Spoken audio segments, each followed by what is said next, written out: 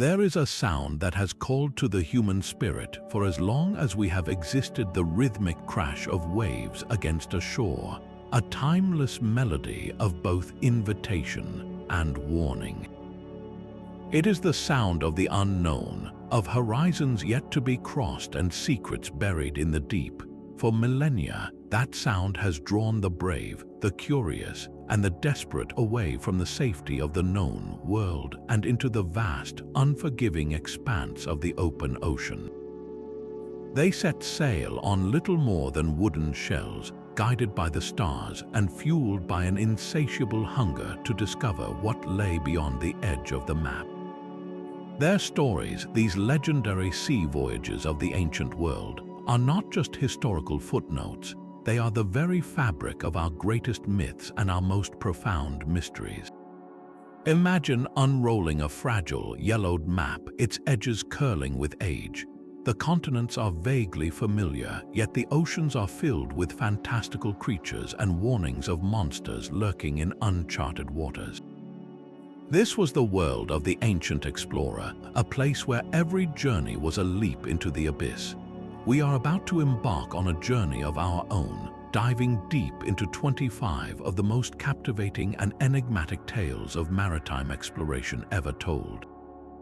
These are the stories of fleets that vanished without a trace, of legendary lands that appeared on maps for centuries only to be declared mere fantasy, and of explorers whose names echo through history, their ultimate fate swallowed by the very seas they sought to conquer.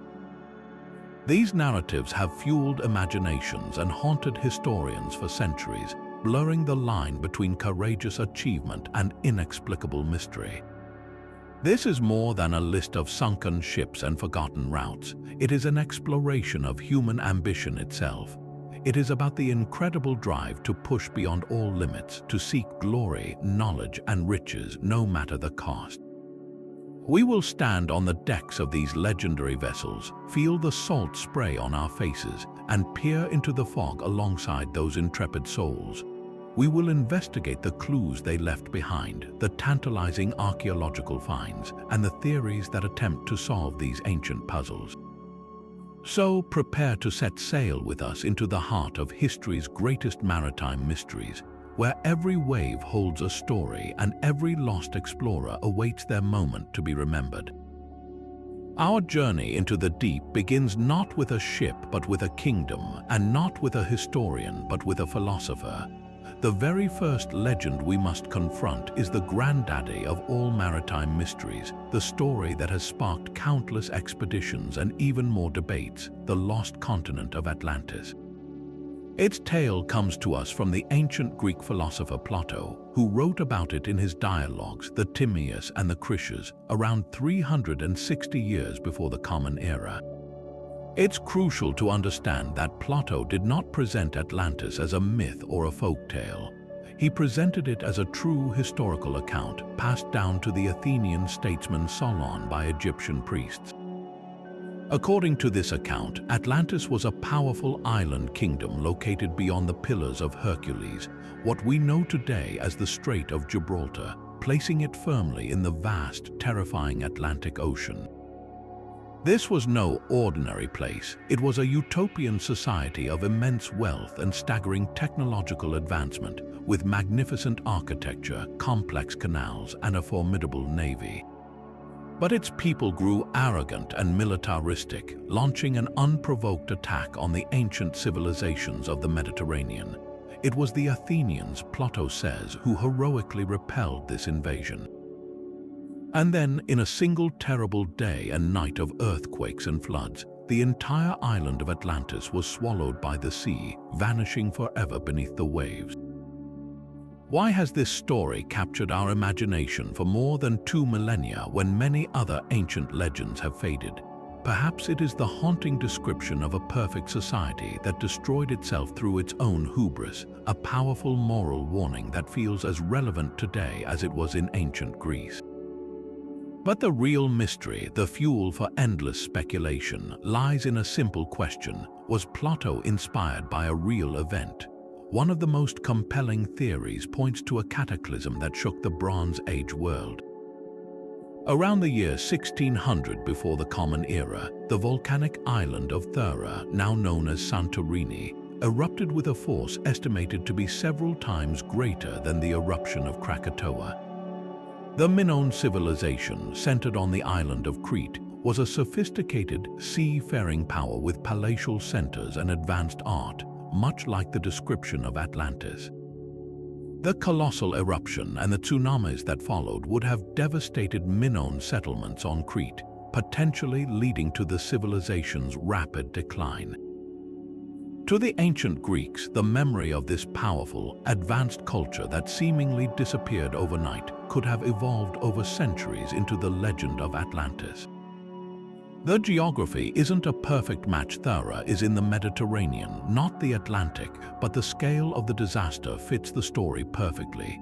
Another fascinating, though more controversial, theory shifts the location to the other side of the Pillars of Hercules. In the modern nation of Mauritania in West Africa lies a strange and enormous geological formation called the Richat structure, sometimes known as the Eye of the Sahara. From above, it looks like a series of concentric rings, bearing an uncanny resemblance to Plato's description of Atlantis's capital city, with its alternating rings of land and water. Proponents of this theory argue that a misinterpretation of Egyptian geography or a shift in the landscape over thousands of years could explain how a structure now deep in the desert was once a coastal city that met a watery end. While mainstream archaeology does not support this idea, it speaks to the powerful allure of finding a physical place that matches the ancient description so closely. Other researchers suggest Atlantis was never a single place, but a composite tale, a philosopher's allegory about the dangers of imperial ambition, woven together from half-remembered tales of real naval powers and natural disasters. Yet, the legend endures because it touches on something fundamental: the fear of a great and sudden loss, and the tantalizing possibility that evidence of a forgotten chapter in human history lies hidden on the ocean floor, waiting to be found. Atlantis is the ultimate ghost in the deep, a story that refuses to die, challenging every generation to look at the map and wonder what secrets the sea still holds. From the sunken dream of Atlantis, we sail east to the sands of Egypt, where the pyramids cast long shadows and the Nile flows like a lifeblood.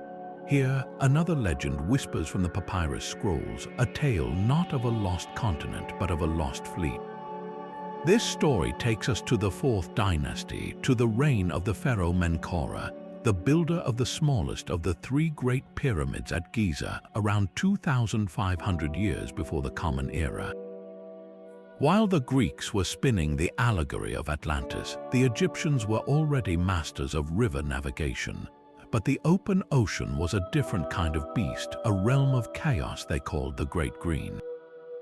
It is from this culture of immense capability and profound caution that the story of Menkaure's fleet emerges. Ancient sources, including fragments from later historians like Herodotus, who visited Egypt centuries after the fact, suggest that Pharaoh Menkaure commissioned an expedition of staggering ambition. The goal was not merely to trade with a nearby land, but to achieve what would have been a world first: the complete circumnavigation of the African continent. Imagine the scale of such an undertaking. This would not have been a handful of reed boats hugging the coastline. This would have been a proper, state-sponsored fleet, likely consisting of large seagoing vessels built from cedar wood imported from Lebanon. These ships, perhaps 60 or 70 feet long, would have been equipped with massive square sails and banks of oarsmen, carrying not just sailors but soldiers, scribes, and enough supplies to last for many months, if not years. They would have been floating embassies of pharaonic power, sent into the absolute unknown. The motivations behind such a perilous journey were likely a powerful mix of politics, economics, and pure prestige. For a pharaoh, demonstrating such command over the known world solidified their divine status. A successful voyage would open up unimaginable trade routes, bypassing intermediaries to bring the gold, ivory, and exotic goods of sub-Saharan Africa directly to the Nile. It would also be the ultimate act of exploration, mapping the edges of the world and proving Egyptian supremacy. But according to the legend, this grand venture ended in silence. The fleet, having sailed south down the Red Sea and presumably around the southern tip of Africa, simply never returned. There was no triumphant arrival on the Mediterranean coast, no tales of strange lands or great discoveries. The Great Green had swallowed them whole. This leads us to the central question: is this a historical event or a compelling piece of ancient fiction? Modern archaeology has begun to shed some fascinating light on the capabilities of the ancient Egyptians as seafarers. Excavations at sites like Wadi al-Jarf on the Red Sea coast have uncovered remains of large, sophisticated seagoing vessels from the time of Khufu, Menkaure's grandfather. These finds prove that the Egyptians were building ships capable of long-distance voyages centuries before the supposed expedition of Menkaure's fleet.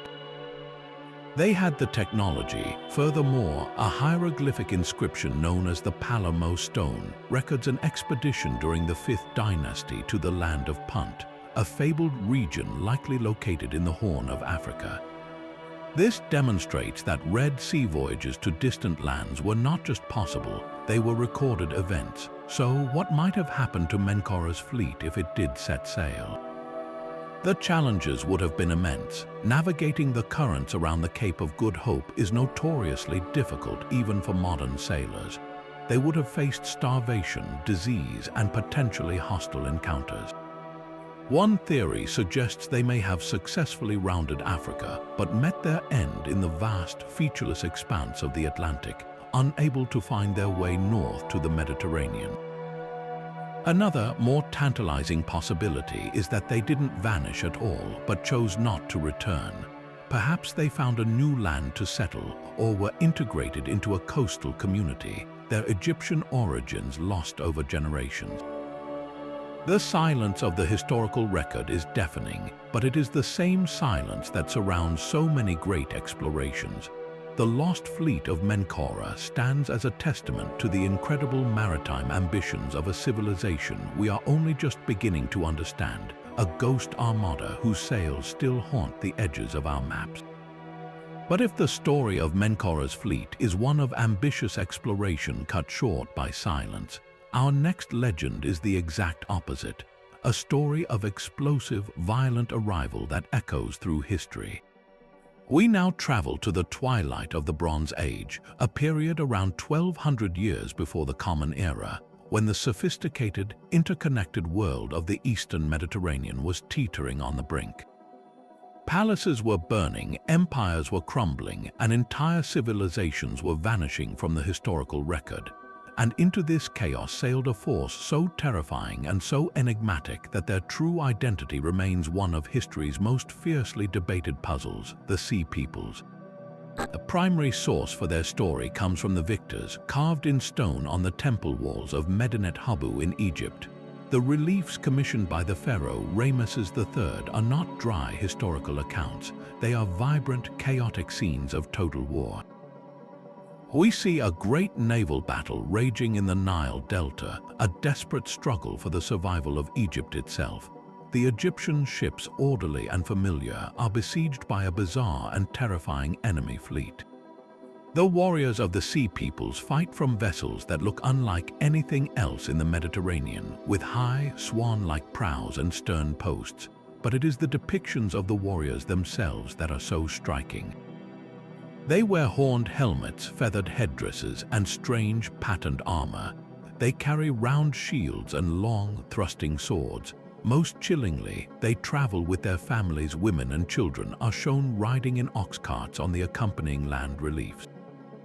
This was not a raiding party. This was a mass migration of entire peoples on the move, a desperate, violent wave of humanity crashing against the shores of the ancient world. Ramesses III ultimately prevailed, boasting that he had stopped the invasion and saved Egypt from the fate that had befallen others. But his inscriptions provide a chilling list of the civilizations that had already fallen to these mysterious attackers. The list includes the Hittites in Anatolia, a mighty empire that simply disappears. It mentions the wealthy city-states of Cannon and the great trading center of Ugarit, which sent out desperate letters pleading for help that never came. The kingdom of Alashia, modern Cyprus, was also overthrown. The Sea Peoples, it seems, were the catalyst for a systemic collapse that ushered in a dark age lasting for centuries. So, who were they? The Egyptians gave them names like the Peliset, the Shekelesh, the Denyon, and the Weshesh, but these labels offer only cryptic clues. One of the most established theories identifies the Peliset with the Philistines, who later settled on the coast of Canaan and are famous from biblical accounts.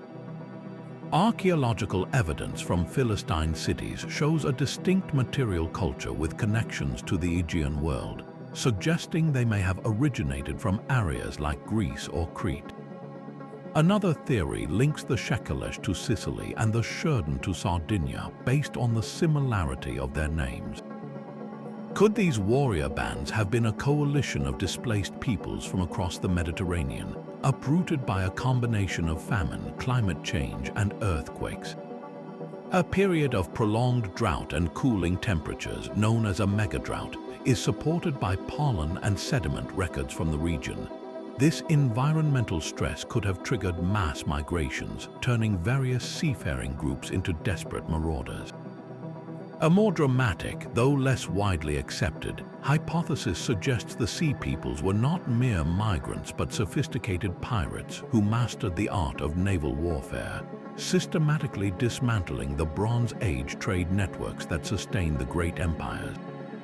They may have started as mercenaries or traders who turned on their former employers when the system began to fail. Yet another perspective questions whether they were a cause of the collapse or a symptom of it. Perhaps they were not a unified force at all, but a label applied by the terrified Egyptians to a chaotic mix of refugees, opportunists, and raiders who appeared in the power vacuum left by the initial crumbling of the Hittite and Mycenaean empires. The true legend of the Sea Peoples is not just about their destructive power, but about the profound mystery of a lost maritime culture. They left no written records of their own, no kingdoms to excavate, no king lists to decipher. We see them only through the eyes of those who fought them, as spectral figures emerging from the sea to reshape the world. Their story is a stark reminder of how fragile even the greatest civilizations can be, and how the tides of history can be turned by forces whose origins remain, even after 3,000 years, hidden beneath the waves.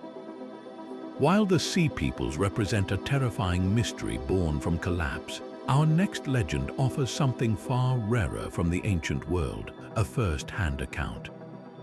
We journey now from the war-torn eastern Mediterranean to the powerful mercantile empire of Carthage on the coast of North Africa.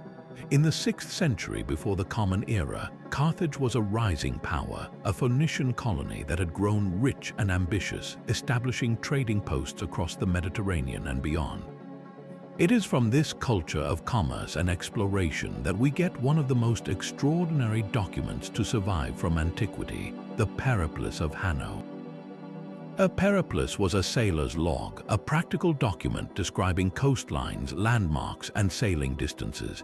This particular one chronicles the voyage of Hanno, a Carthaginian admiral sent with a fleet of 60 ships, each holding 50 oarsmen, on a mission of colonization and discovery down the uncharted Atlantic coast of Africa.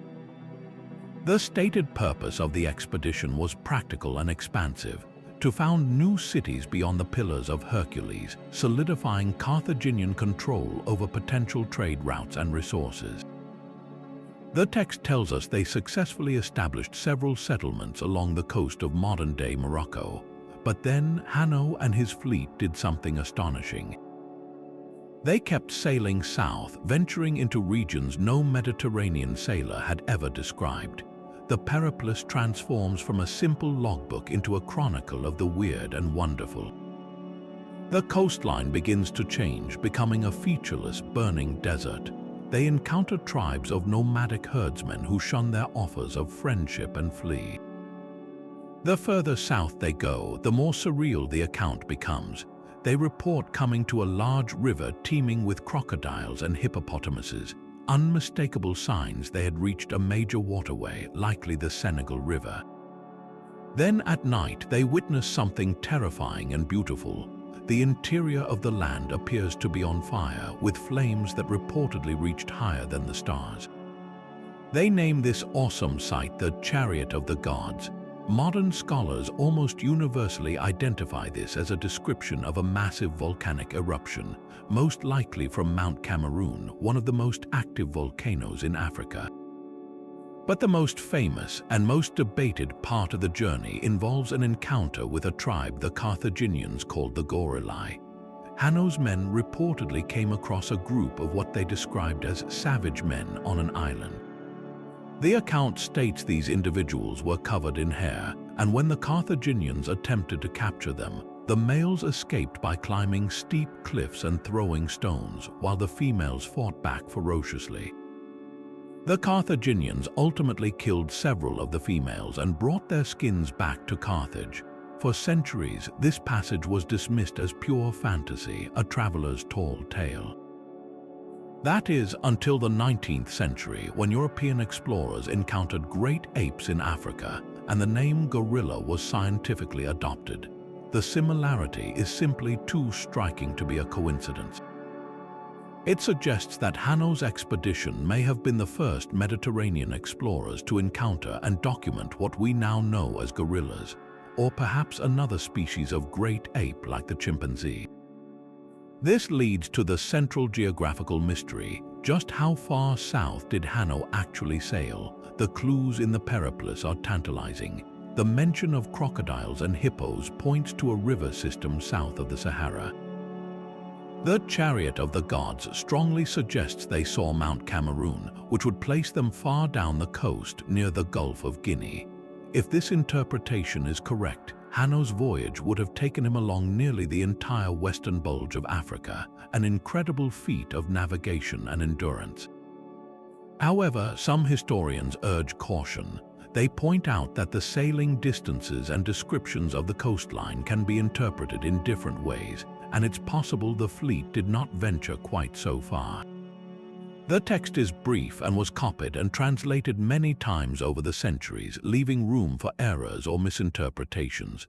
Perhaps the Mountain of Fire was a much closer volcano, or even a massive brush fire seen from a great distance. The true location of the island of the Gorillai remains completely unknown. What makes the story of Hanno so enduring is its unique position between documented fact and legendary encounter. We have a written account, but one that describes realities so far outside the Mediterranean experience that they were considered mythical for millennia. Hanno wasn't just exploring geography, he was documenting a world of biological and geological wonders that his culture had no framework for understanding. His voyage stands as a stunning and often overlooked achievement. It reveals the incredible reach of ancient maritime cultures, pushing beyond the boundaries of the known world not for conquest but for knowledge and opportunity. The Perilous of Hanno is a ghost map, a whisper of a journey that may have connected the classical world with the heart of Africa, long before such a connection was thought possible. Crossing from the sun-baked chronicles of Carthage to the disciplined might of imperial Rome, we encounter a legend born not of myth, but of military ambition on an unprecedented scale. The year is 43 of the Common Era. The emperor is Claudius, often underestimated by history but determined to secure a legacy of conquest. His target, the mist-shrouded, rebellious island of Britannia. Previous attempts, most famously by Julius Caesar a century earlier, had been little more than large-scale raids. Claudius intended a full-scale, permanent occupation, and for that he needed not just an army but an armada. This operation would be the D-Day of the ancient world, and like so many amphibious invasions throughout history, it would be at the mercy of the sea, giving rise to tales of a lost Roman fleet. The sheer scale of the undertaking is difficult to overstate. Historical accounts, though fragmentary, suggest a force of 4 legions plus an equal number of auxiliary troops, a total of around 40,000 men. But an army is useless if it cannot cross the water. To transport this massive force along with its cavalry horses, siege engines, and months of supplies, Claudius's planners assembled a vast fleet of hundreds of vessels. This was not a homogeneous group of ships, it was a specialized invasion force. The backbone would have been the naves honorarii, the sturdy, round-hulled merchant ships capable of carrying tons of cargo. Alongside them sailed the sleek Libani, fast bireme galleys that acted as escorts and scouts, their banks of oars allowing for maneuverability regardless of the wind. Most fascinating are the specialized landing craft hinted at by archaeologists. These might have been flat-bottomed barges or modified merchant ships designed to be run aground on a beach, their bows opening to disgorge a century of legionaries ready for battle.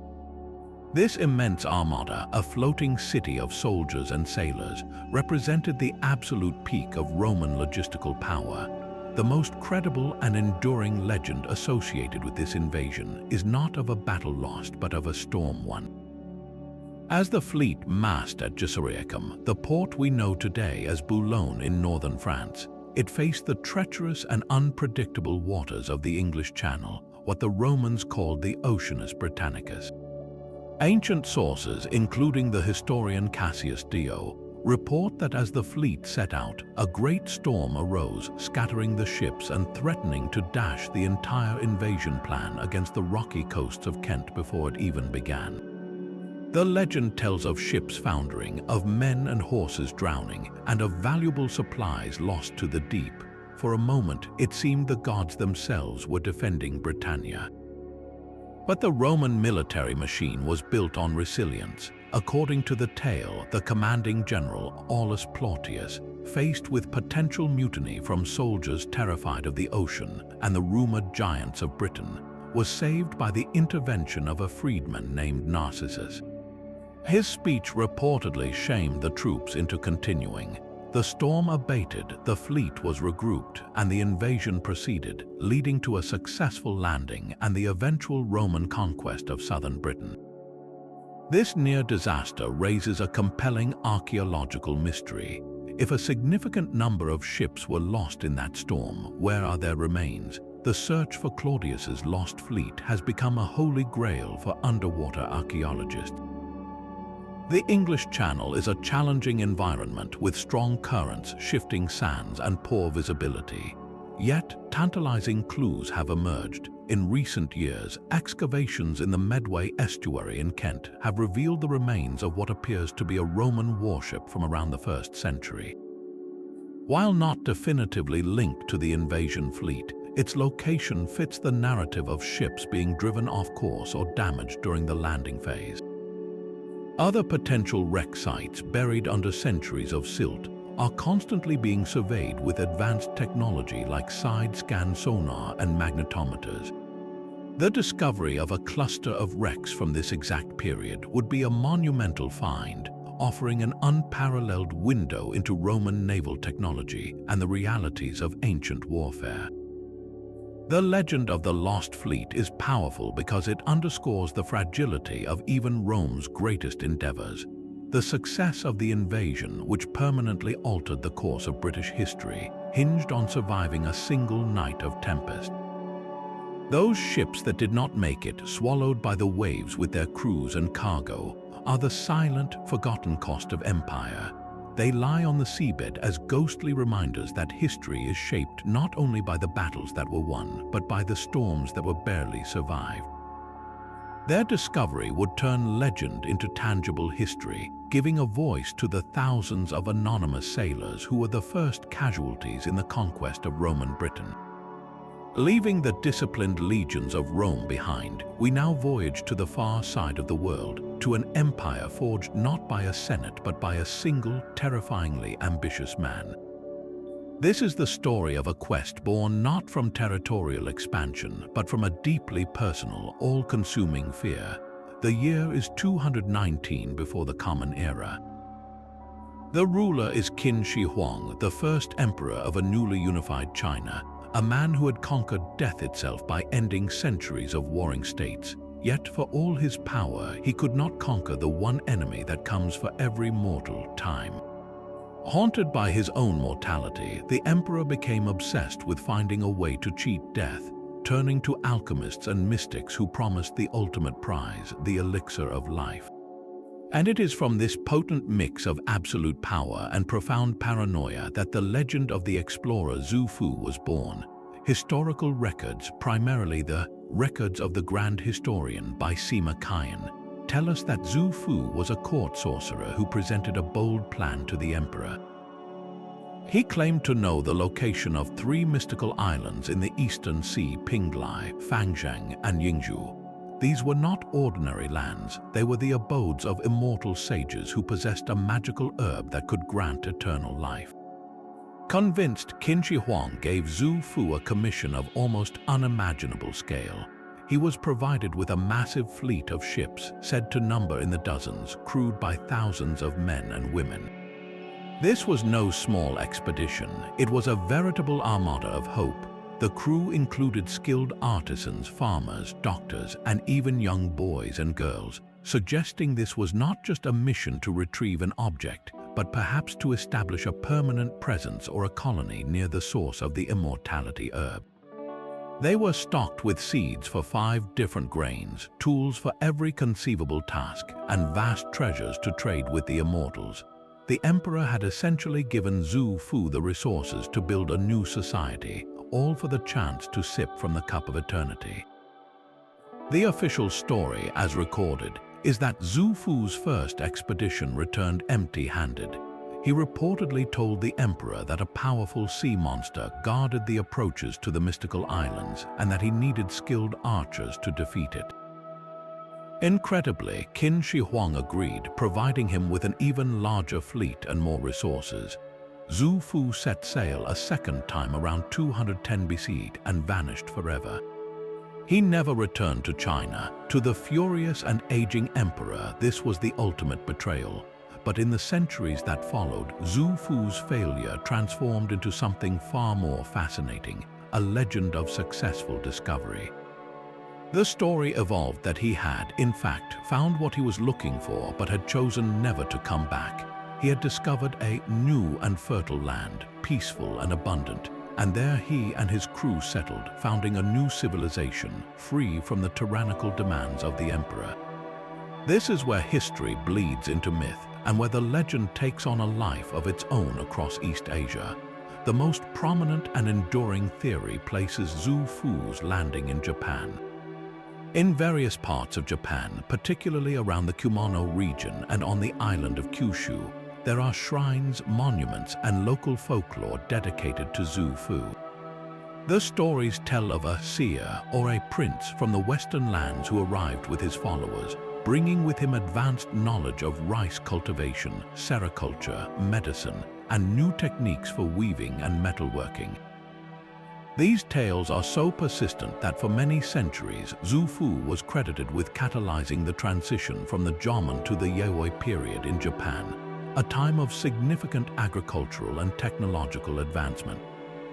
While modern archaeology shows this development was more gradual and complex, the cultural impact of the Xu Fu legend in Japan is undeniable, a testament to how a story can become woven into a nation's sense of origin. But the theories do not stop at the Japanese archipelago. Some more speculative historians and authors have proposed a much more dramatic conclusion to Xu Fu's voyage, that the Kuroshio Current, a powerful Pacific Ocean flow, carried his fleet across the entire ocean, leading him to the shores of the Americas. Proponents of this trans-Pacific theory point to alleged cultural and linguistic parallels, such as similarities between ancient Chinese and Mesoamerican art, or the sudden appearance of certain technologies. While this idea is firmly on the fringe of mainstream scholarship and is not supported by concrete archaeological evidence, it speaks to the powerful allure of the mystery. It transforms Xu Fu from a regional figure into a potential pre-Columbian explorer, a Chinese counterpart to the Norse Voyages to Vinland, whose story was lost to the waves. The true power of the Xu Fu legend lies in its duality. On one hand, it is a poignant human story about the follies of power and the universal desire to escape death. On the other, it is a narrative about the courage to venture into the complete unknown, not for conquest but for sanctuary. Unlike the Roman fleet whose loss was a military setback, or the sea peoples whose arrival meant destruction, Xu Fu's vanishing act is a story of creation. It suggests that the greatest discoveries are not always the ones you set out to find, and that a mission doomed by one standard can be a triumphant success by another. His legend endures because it offers a hopeful alternative to the historical record, not a tale of a fool lost at sea, but of a wise man who found a new home and a new beginning, leaving an emperor to face his mortality alone. From the legendary quests of Chinese emperors, we now sail into the icy waters of the North Atlantic, to a world where history is preserved not in official court records, but in epic tales told by firelight. The story of the Norse voyages to North America is a saga in the truest sense, a narrative woven from equal parts hard archaeological fact and the rich tapestry of oral tradition. It begins not with a single explorer, but with an entire culture of unparalleled seafaring prowess. By the 10th century of the Common Era, the Vikings had exploded from their Scandinavian homelands, their iconic longships slicing through waves from the rivers of Russia to the coasts of Newfoundland. Their most audacious settlements were established in Greenland by the fiery-tempered outlaw, Eric the Red, who, with a marketer's genius, gave the icy island its inviting name to lure settlers. For centuries, these Greenland colonies thrived, with populations numbering in the thousands, boasting their own bishopric, stone churches, and an economy based on farming, hunting, and trading walrus ivory with Europe. They were the westernmost foothold of European civilization, a testament to Norse resilience.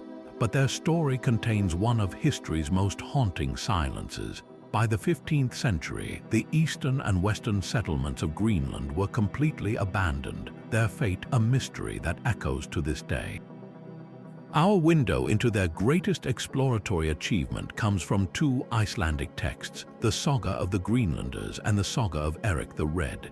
These are not dry historical documents, they are family dramas full of conflict, ambition, and vivid detail. They tell us that around the year 1000, Leif Erikson, son of Eric the Red, was blown off course while sailing from Norway to Greenland. He sighted new lands which he named Helluland Slabland for its flat stones, Markland Forest Land for its timber, and finally, a place he called Vinland or Wineland after finding what he described as grapevines growing wild. According to the sagas, Leif established a small base camp, and later expeditions led by his brother Thorvald and the merchant Thorfinn Karlsefni attempted to create permanent settlements. These stories were long dismissed as fanciful myths, the Norse equivalent of tall tales about distant paradises. That is, until a Norwegian explorer couple, Helge and Anne Stein Ingstad, followed a hunch and a careful reading of the sagas to a remote bay on the northernmost tip of Newfoundland in the 1960s. There, at a place called Elance Ox Meadows, they unearthed something extraordinary, the unmistakable remains of a Norse settlement. The archaeological site at Elance Ox Meadows is not a large village, but its significance is world-changing. The discovery of 8 turf-walled structures, including dwellings, a forge, and a carpentry workshop, along with definitive Norse artifacts like a bronze cloak pin and a stone lamp, provided irrefutable proof that the Vikings had reached the Americas nearly 500 years before Columbus. This was not just a temporary landing, it was a base camp for exploration and repair, occupied for perhaps a decade or two. Crucially, evidence of butternuts, which grow far to the south, indicates that the Norse explored far beyond this single site, likely venturing into the Gulf of St. Lawrence. Elance Ox Meadows is the physical anchor that transforms the Vinland sagas from legend into documented history. It confirms that the Norse were the first Europeans to set foot in the New World. But this confirmation only deepens the central mystery. Why did they leave, and why did the Greenland colonies, their lifeline to Europe, ultimately fail and vanish? The abandonment was not a sudden event but a slow, grinding collapse. The last written record from Greenland is a marriage certificate from the early 14th century. After that, silence. When a ship finally arrived from Iceland in the 16th century, it found only empty farms and scattered bones. The theories for this disappearance are as complex and interwoven as the roots of the Norse problem. One of the most dominant explanations points to a shifting climate. When the Norse arrived, Greenland was in the relatively warm medieval warm period. But by the 14th century, the Little Ice Age was descending, bringing colder temperatures, longer winters, and expanding sea ice. This would have shortened the already brief growing season, made the vital seal and walrus hunts more dangerous, and increasingly isolated the colonies from trade with Iceland and Norway. Another theory focuses on economic and social factors. The Greenland Norse economy was heavily dependent on exporting walrus ivory to Europe. But as the Little Ice Age made voyages more perilous and as cheaper elephant ivory from Africa became more readily available in European markets, their primary source of wealth dried up. They were also remarkably conservative, clinging to a European pastoral lifestyle centered on cattle and sheep, a choice that likely led to overgrazing and soil erosion, further straining their resources. Meanwhile, they appear to have had a fraught relationship with the indigenous peoples of the region, the Thule ancestors of the Inuit. The sagas tell of violent clashes with the Skraelings, a Norse term for the natives. Archaeological evidence shows that the Thule, with their superior technology adapted for the Arctic like toggle harpoons and skin boats, thrived as the climate cooled, while the Norse struggled. It is possible that increased conflict or simply the pressure of competing for scarce resources pushed the Norse to a breaking point. Some historians propose a less dramatic but equally plausible scenario: gradual outmigration. As life in Greenland became harsher and more isolated, the settlers may have simply chosen to leave in small groups, assimilating back into Icelandic or Norwegian society over generations, until the last family packed their belongings and sailed away, leaving their stone walls to the wind and snow. The true cause was almost certainly a combination of all these factors, a perfect storm of environmental change, economic collapse, cultural inflexibility, and external pressure. The fate of the Greenland Norse stands as a powerful cautionary tale about the fragility of even the most resilient settlements when faced with a changing world. Their disappearance left the discovery of Vinland as a forgotten footnote, a secret kept by the sagas for centuries, waiting for the spade of an archaeologist to bring it back to light.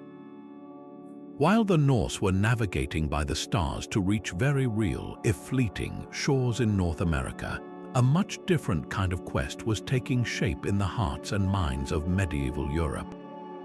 This was not a search for new lands to settle or resources to exploit, but a desperate, centuries-long hunt for a phantom, a legendary Christian king ruling a paradise on earth, a beacon of hope named Prester John. The story begins in the mid-12th century, a time when Christendom was on the defensive. The crusades to hold the Holy Land were faltering, and Islamic powers seemed to be growing ever stronger. Into this atmosphere of anxiety and longing, a document appeared that sent shockwaves through courts and monasteries across Europe. It was a letter purportedly written by Prester John himself, addressed to the Byzantine emperor and later to the Pope. The letter described a kingdom of almost unimaginable splendor and piety, lost somewhere in the distant Indies. This was no ordinary kingdom. Prester John's domain was a land of miracles and marvels. It contained the fountain of youth whose waters granted eternal life. It was home to strange races of people like the dog-headed cynosphali and giants with eyes in their chests. Its rivers flowed with gold and emeralds, and its palaces were made of crystal. But most importantly, Prester John was a Christian, a Nestorian Christian to be precise, and he commanded an army of millions ready to march westward and aid his European brethren in a final, glorious war to crush Islam and reclaim Jerusalem. For a Europe feeling isolated and besieged, the letter was nothing short of divine inspiration. It offered the promise of a powerful ally, a lost tribe of Christians who would turn the tide of history. The fact that no one could quite pinpoint the location of this kingdom only added to its allure. It could be just beyond the known world, waiting to be found. For the next 400 years, the legend of Prester John became a powerful engine driving the age of exploration. It transformed maps as cartographers began placing his kingdom in various blank spaces, first in Central Asia, then, as knowledge of Asia grew, shifting it to the Horn of Africa. When the Mongol Empire rose, European missionaries and diplomats like Giovanni da Pian del Carpine and William of Rubruck traveled east, partly in the hope that the great Mongol Khan was in fact Prester John. They returned with fascinating accounts of the East, but no sign of the mythical king. As the overland routes failed to yield results, the focus shifted to the sea. If Prester John's kingdom was in the Indies, then perhaps it could be reached by sailing around Africa. This belief became a central, though often unstated, objective for the Portuguese explorers who were methodically working their way down the African coast. The quest reached its peak with the voyage of Vasco da Gama. When he set sail in 1497, his official orders from King Manuel I of Portugal were to find a sea route to the spice trade of India, breaking the Venetian and Arab monopolies. But his secret, sacred mission was to make contact with Prester John. The Portuguese believed that by allying with this powerful Christian monarch, they could outflank the Muslim powers that controlled the land routes to the east, creating a pincer movement that would secure Christian dominance over the globe. When Da Gama rounded the Cape of Good Hope and entered the Indian Ocean, he asked every trader and local ruler he met about the Christian king. He heard rumors of Christian communities in Ethiopia, which seemed to confirm the legend. Upon reaching the port of Malindi in present-day Kenya, he even managed to secure a guide who claimed knowledge of these Christians, fueling the belief that the goal was within reach. The eventual collision between the myth and reality was gradual but definitive. Portuguese explorers did eventually make contact with the ancient Christian kingdom of Ethiopia, a land that had been isolated from Europe for centuries. At first, it seemed the legend was true. Here was a powerful African nation with its own unique Christian traditions, but the reality was a far cry from the paradise described in the letter. The Ethiopian emperors were not all powerful patriarchs named John. They were pragmatic rulers dealing with their own internal struggles and external threats. Their kingdom, while culturally rich, was not paved with gold nor defended by armies of millions. The Portuguese envoys sent to the court of Emperor Lebna Dengel in the 16th century found a strong ally, but a human one, not a mythical savior. The shimmering mirage of Prester John's kingdom finally evaporated, replaced by the complex and often difficult realities of diplomacy and trade. The enduring power of the Prester John legend lies not in its failure but in its function. For centuries, it served as a geographical hypothesis, a reason to push the boundaries of the known world. It provided a spiritual justification for exploration and expansion, framing the search for wealth and power as a holy crusade. It demonstrates how a potent story can shape history as forcefully as any economic or political force, sending ships across uncharted oceans in pursuit of a dream. Prester John was a ghost that guided empires, a testament to the fact that the most dangerous uncharted territory is often the landscape of our own hopes and fears. From the global hunt for a mythical Christian king, we turn our attention to a legend with much more local origins, but with implications that would ripple across the Atlantic. This is the story of Prince Madoc, a figure who emerges from the turbulent history of medieval Wales. The tale begins in the 12th century, a time when the Welsh kingdoms were fiercely resisting Norman invasion. According to the legend, after the death of the Welsh king Owain Gwynedd in 1170, a vicious struggle for the throne erupted among his many sons.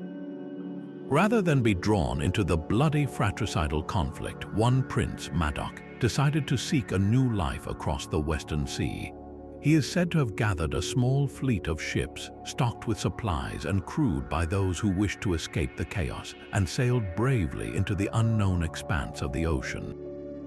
The legend continues that Madoc and his followers eventually made landfall, exploring a vast new territory before Madoc returned to Wales to recruit more settlers. He then led a second, larger expedition back to this new world, and neither he nor his people were ever heard from again in their homeland. For centuries, this remained little more than a local folktale.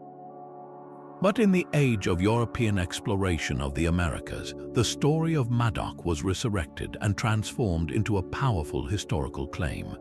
If a Welsh prince had reached America in the 12th century, it meant that the British crown had a prior claim to the continent, predating the Spanish voyages of Columbus by over 300 years.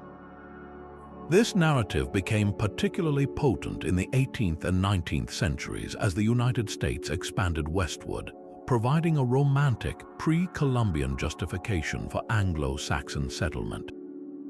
The most compelling and controversial evidence put forward to support this legend came from reported encounters with Native American tribes. The most famous account involves the Mandan people, who lived in settled villages of earth lodges along the Missouri River. Early European and American explorers, including the famed Lewis and Clark expedition, described the Mandan as appearing different from their neighbors. Observers noted their lighter skin tones, their often blue or gray eyes, and their extensive fortifications, which some compared to Welsh hill forts. But the most astonishing claim was that the Mandan language contained words that sounded similar to Welsh, and that they used boats strikingly reminiscent of Welsh coracles, round, basket-like frames covered with animal skins.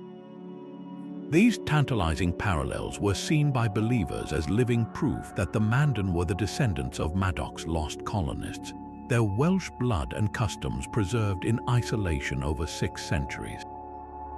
When we examine these claims with a critical eye, however, the evidence begins to dissolve. Linguistic analysis has consistently failed to find any substantive connection between the Mandan language and Welsh. The supposed similarities were often based on misheard words or coincidental sounds, a common pitfall for amateur linguists. Anthropologically, the unique aspects of Mandan culture, from their earth lodge architecture to their agricultural practices, are firmly rooted in the Plains Indian tradition and show no discernible European influence. Tragically, the Mandan people were nearly wiped out by a smallpox epidemic in 1837, which makes a definitive modern study of their pre-contact culture incredibly difficult. The descriptions of their distinctive appearance can be explained by the genetic diversity inherent in all populations and the subjective observations of explorers who are actively looking for evidence to fit a preconceived narrative. The historical context in Wales also presents significant problems. There is no contemporary record of a Prince Madoc from the 12th century. The first written account of his story appears nearly 300 years later in a Welsh poem from the 15th century. While Owain Gwynedd was a real historical figure, the prince named Madoc is absent from the earliest genealogies. Furthermore, the maritime technology required for a transatlantic voyage from Wales in the 12th century was likely beyond the capabilities of any but the most advanced Norse sailors. A Welsh vessel designed for coastal and Irish sea travel would have been ill-suited for the punishing waves and vast distances of the open North Atlantic.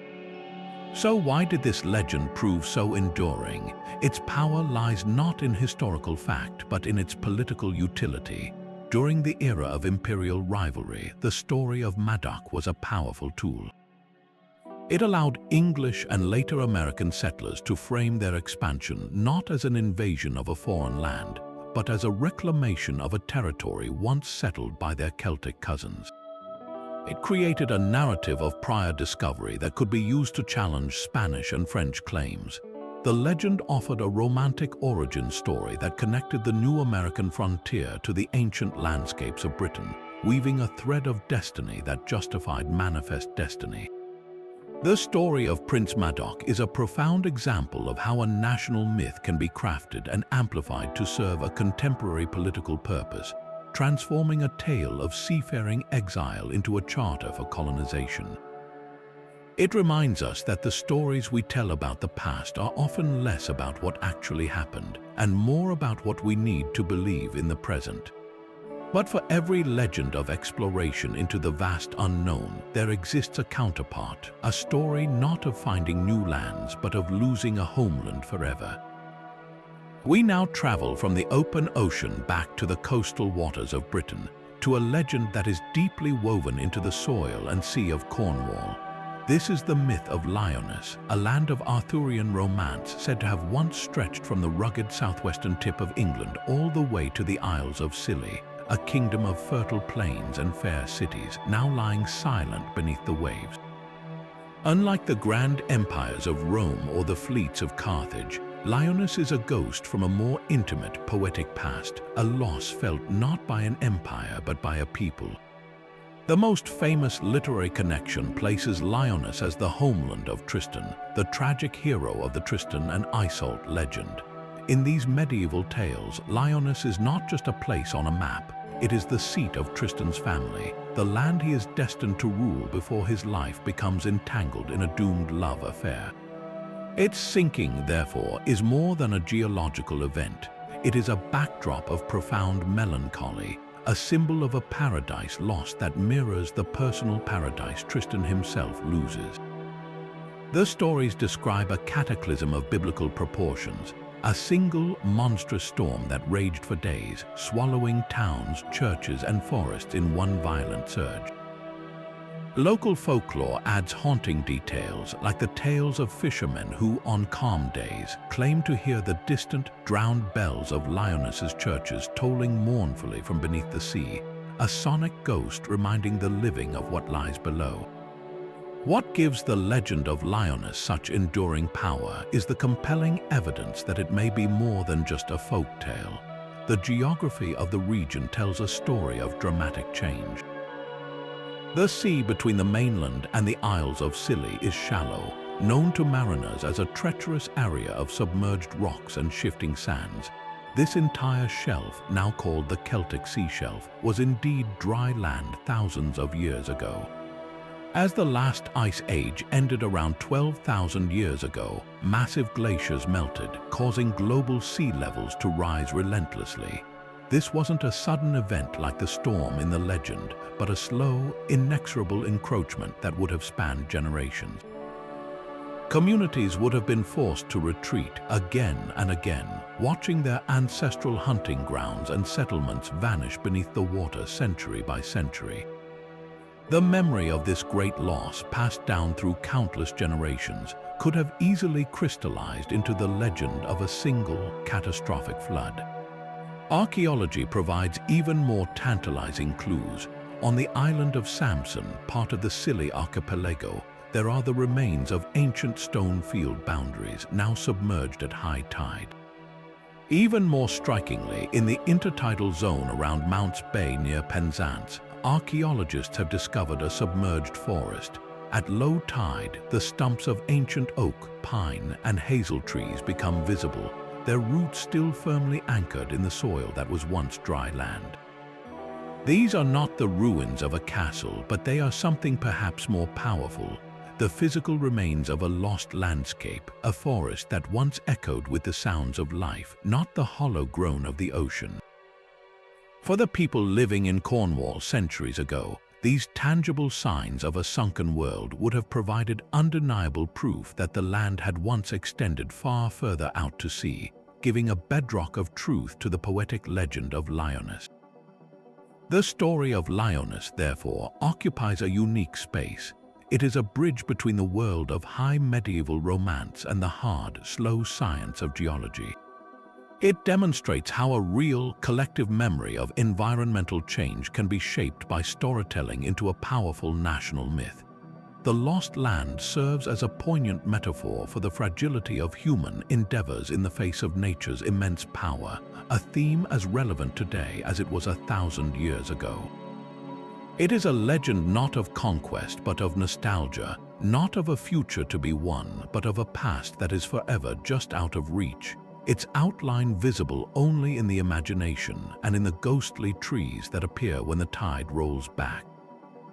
But where the loss of Lyonesse was a slow geological farewell, another Celtic legend speaks of a fall that was swift, dramatic, and steeped in moral judgment.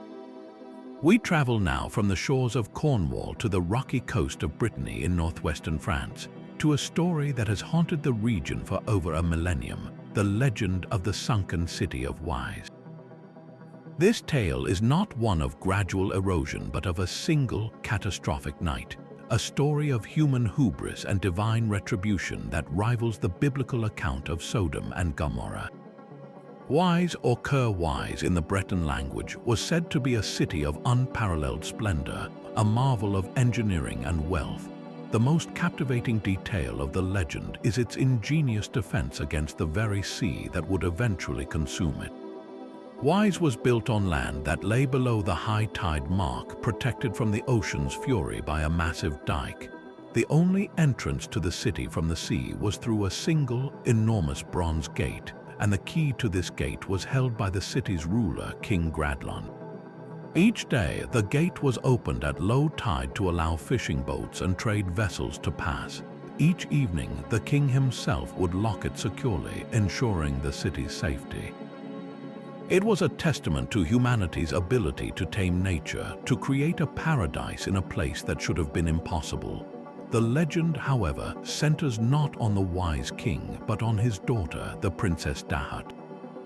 Described as wildly beautiful and deeply reckless, Dahat was the embodiment of the city's growing decadence. Under her influence, Wise became a place of endless celebration and moral decay. The streets, paved with marble, were said to echo with the sounds of feasting and forbidden pleasures day and night. The most common version of the downfall begins with Dahat's dangerous whims. She is said to have taken a new lover each night, and in a chilling twist she would give him a mask to wear.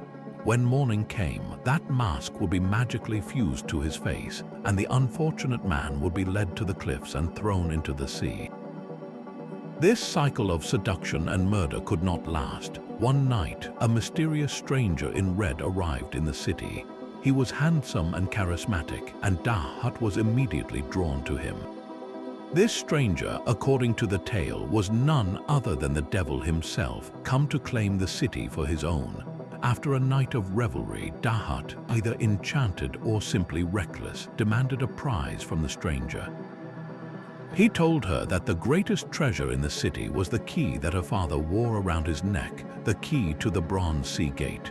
Drunk on wine and power, Dahat stole the key from the sleeping King Gradlon and gave it to her diabolical suitor. What followed was an act of divine punishment. The stranger immediately rode to the sea gate, unlocked it, and threw it open. It was high tide. A colossal wave, a storm surge of biblical proportions, rushed into the basin that held the city. The bells of the churches began to toll a frantic alarm, but it was far too late. King Gradlon was awakened by the roar of the water and the screams of his people. A holy man, Saint Guinale, appeared to him and urged him to flee immediately, shouting that the city was lost. The king mounted his magical horse, Morvark, a steed that could gallop across the water. As he rode for the gates, Dahat, realizing her horrific mistake, clung to the horse's tail, begging for salvation. Saint Guinale, however, declared that Dahat could not be saved, that her sins had doomed the city. With a heavy heart, King Gradlon was forced to push his daughter into the raging floodwaters, where she was swallowed by the sea. The king alone escaped, watching in despair as the glittering towers of Wise disappeared beneath the waves forever. To this day, Breton fishermen claim that on quiet mornings, they can still hear the bells of the drowned city tolling mournfully from the depths. The haunting power of this legend begs the question, Was the City of Wise born entirely from imagination, or does it have a foundation in historical fact? Unlike Lyonesse, which can be linked to verifiable post-glacial sea level rise, the evidence for Wise is more speculative but no less fascinating. The coast of Brittany is littered with the submerged remains of settlements from various eras. The most compelling theory connects Wise to the fate of Roman or Gaulish towns during a period of significant coastal subsidence and powerful storm surges around the 5th or 6th century of the Common Era. The Bay of Douarnenez, the location most strongly associated with the legend, is a large natural basin that would have been an ideal sheltered harbor. Archaeological evidence, while not conclusive, suggests that this area was indeed an important center of trade and oyster farming in Roman times. A sudden, catastrophic flooding event, perhaps triggered by a combination of a high tide and a massive storm similar to the one that created the Zuiderzee in the Netherlands, could have destroyed a low-lying settlement here, creating the core of the story that would be embellished over centuries. Another layer of the legend points to a cultural memory of the conflict between the old pagan ways and the new Christian religion. King Gradlon was a historical figure, a 5th century ruler of Cornwall who was an early adopter of Christianity, guided by Saint Guinevere. In this interpretation, Princess Dahat represents the old, wild, pagan beliefs that the church sought to suppress. Her hedonistic lifestyle and her ultimate responsibility for the city's destruction served as a powerful morality tale for Breton converts, a clear warning against backsliding into pre-Christian practices.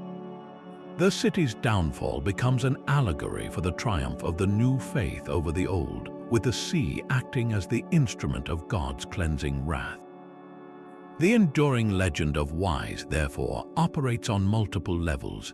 It is a thrilling story of catastrophe and guilt, a possible folk memory of a real historical disaster, and a profound religious parable about the cost of sin.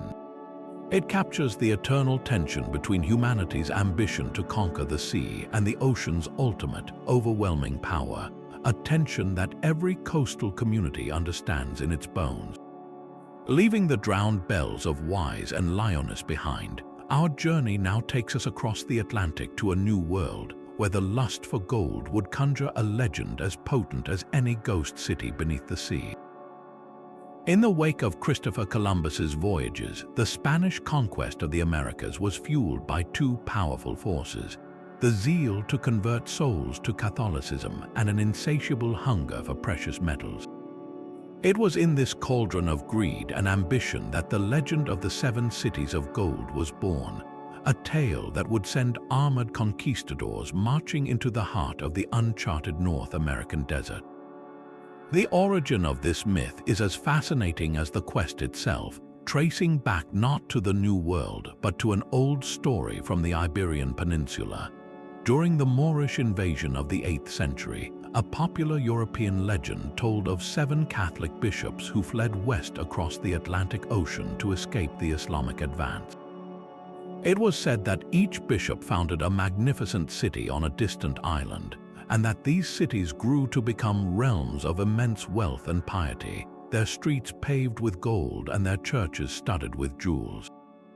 This story of a holy refuge across the sea simmered for centuries, but it was the staggering plunder extracted from the Aztec and Inca empires that brought it roaring to life.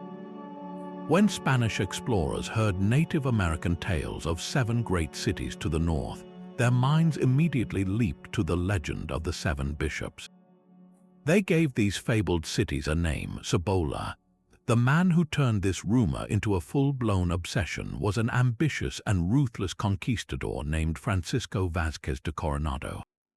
The spark was lit by a Franciscan friar, Marcos de Niza, who returned from a scouting expedition in 1539 with an astonishing report.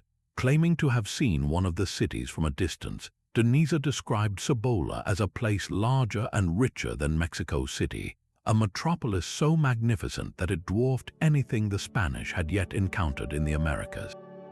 His account, likely a mixture of misunderstanding, intentional exaggeration to secure funding, and perhaps a glimpse of the sun reflecting off adobe pueblos was all the proof the Spanish viceroy needed.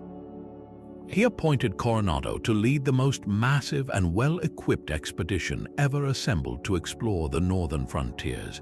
In 1540, Coronado set out with an army of over 300 Spanish soldiers, hundreds of Native American allies, and a vast herd of livestock, including horses and cattle, which were being introduced to the continent. This was not a mere exploration party, it was an invasion force dreaming of empires to conquer and gold to fill the coffers of Spain. The reality that Coronado's expedition faced was a brutal awakening. Instead of a golden metropolis after months of arduous travel, they found the Zuni pueblo of Huaca in what is now New Mexico. To the Spanish, accustomed to the stone architecture of Tenochtitlan, the multi-storied adobe complex must have looked like a poor mud village. When the Zuni defenders understandably refused to allow the armed foreign army to enter, Coronado attacked, easily overpowering them with steel and cavalry. There was no gold, there were only storerooms of corn and beans. The crushing disappointment was palpable. Furious at Friar Marcos for his lies, Coronado sent him back to Mexico in disgrace. But the legend was too powerful to die so easily. Hope was rekindled when the expedition encountered a figure who would become central to the next chapter of the myth. An enslaved Native American they called El Turco, or the Turk, perhaps because of his appearance. El Turco spoke of a fabulously wealthy land to the east called Quivira, where the ordinary people ate from golden plates and the Lord napped under a tree hung with tiny golden bells that chimed in the wind. It was a storyteller made for desperate, greedy men. Believing El Turco's tale, Coronado led his exhausted army even farther east across the vast, featureless plains of Texas and into Kansas. They were searching for Quivira, another phantom city of gold. What they found were the grass house villages of the Wichita people, a society that lived by hunting buffalo and farming, and whose wealth was measured in food and community, not metal. There was no gold. The bitter truth finally dawned on Coronado. El Turco had been leading them on a wild goose chase, likely hoping they would get lost or starve on the endless prairie. The conquistador had his guide executed, and the shattered remnants of his grand army began the long, humiliating trudge back to Mexico. The expedition was a catastrophic financial failure, having bankrupted its backers and yielded none of the promised riches. Yet its impact on history was profound. Coronado's men were the first Europeans to see the Grand Canyon, to cross the relentless Great Plains, and to encounter the massive herds of American bison. Their detailed reports, born of suffering and failure, mapped a vast new territory and described its inhabitants, forever altering Europe's understanding of the North American continent. The legend of Cibola, therefore, is a story about the dangerous power of belief. It demonstrates how a potent mix of ancient myth and New World rumor could override all evidence and reason, driving men to incredible feats of endurance and brutality in pursuit of a mirage. The search for the 7 cities of gold was not just a geographical error, it was a collision of two worlds, one projecting its fantasies onto the other. For the Spanish, it was a quest for a specific kind of wealth and validation. For the Native American peoples of the Southwest, it was an unprovoked invasion that brought violence, disease, and a preview of the colonial pressures to come. The real cities were not of gold, but of earth and community, and their value was something the conquistadors, blinded by greed, were never able to see. From the sun-scorched deserts of the American Southwest, we now turn to a legend born in the misty, monastic world of early medieval Ireland, a tale not of gold but of God. This is the story of Saint Brendan, an abbot who lived in the 6th century and whose alleged voyage across the Atlantic became one of the most enduring and captivating sea stories of the Middle Ages. Our primary source is not a dry historical chronicle, but a vibrant piece of literature known as the Navigatio Sancti Brendani, or the Voyage of Saint Brendan. Written down several centuries after the saint's death, the Navigatio is a spiritual adventure, a narrative that blends deep Christian faith with the boundless wonder of the unknown ocean. It tells of Brendan's decision to abandon his monastic life in Clonfert and seek the terra repromissionis sanctorum, the promised land of the saints, a paradise on earth free from sin and suffering. To do this, he and a small band of fellow monks construct a vessel unlike the warships of the Romans or the merchant ships of the Carthaginians, a curragh. This was a boat woven from willow laths and covered with stitched ox hides, made waterproof by smearing the hides with animal fat. In this fragile-looking craft, little more than a leather canoe, Saint Brendan and his crew are said to have spent 7 years sailing the wild Atlantic, encountering wonders that defy belief. The Navigatio reads like a precursor to fantasy literature. The monks land on what they believe is an island, only for it to submerge when they light a fire. It was the back of a gigantic sea monster, Jasconius. They celebrate Easter on the back of another whale. They pass by mountains that spew fire, likely an early description of volcanic activity, and navigate through fields of floating crystal which could be icebergs. They encounter a pillar of crystal rising from the sea and an island of blacksmiths who hurl fiery slag at them. These fantastical episodes were long interpreted as pure allegory, spiritual lessons for a monastic audience about the perils and rewards of a faith-filled life. The journey was seen as a metaphor for the soul's pilgrimage toward salvation. But in the modern era, a fascinating question emerged. Could this incredible story, stripped of its supernatural layer, be a garbled account of a real voyage of exploration? Could Irish monks have crossed the Atlantic in skin boats 1,000 years before Columbus? The feasibility of such a journey is the first hurdle. The idea of crossing the stormy North Atlantic in a leather boat seems ludicrous. Yet, experimental archaeology has proven it was not only possible, but perhaps even practical.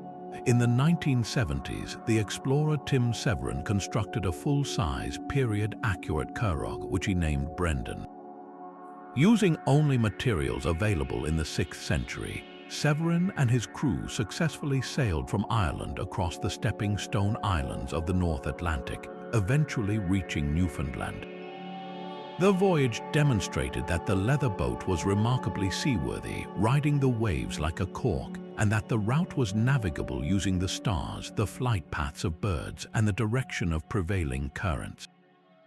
Severin's journey did not prove that St. Brendan made the trip, but it demolished the argument that he couldn't have. It transformed the Navigatio from a pure fantasy into a plausible, if highly embellished, travelogue. This opens the door to geographical detective work. If we look at the sequence of islands described in the text through a realist lens, a potential route emerges. The Island of Sheep could easily be the Faroe Islands. The Paradise of Birds aligns with descriptions of the Faroes' vast seabird colonies.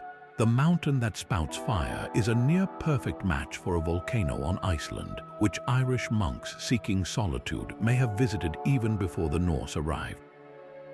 The column of crystal and the coagulated sea sound very much like an encounter with an iceberg and the dense pack ice of the North Atlantic. Following this logic, Brendan's ultimate destination, the promised land of the saints, a lush, fragrant land located beyond a curtain of fog, could be interpreted as the coast of North America, with the rich forests and mild climate of Newfoundland being a stark contrast to the icy seas he had traversed. This theory would make St. Brendan a pre-Columbian discoverer of the New World, an Irish monk beating Leif Erikson by several centuries. However, historians urge a great deal of caution. The Navigatio was written with a religious purpose, not as a practical sailing guide. Many of the geographical clues are vague and could be applied to several locations. The Island of Sheep might refer to any number of North Atlantic islands. More critically, there is a complete absence of archaeological evidence for an Irish presence in North America before the Norse. While there are persistent legends such as the mysterious Westford Knight carving in Massachusetts or the controversial Newport Tower in Rhode Island, none have withstood scholarly scrutiny.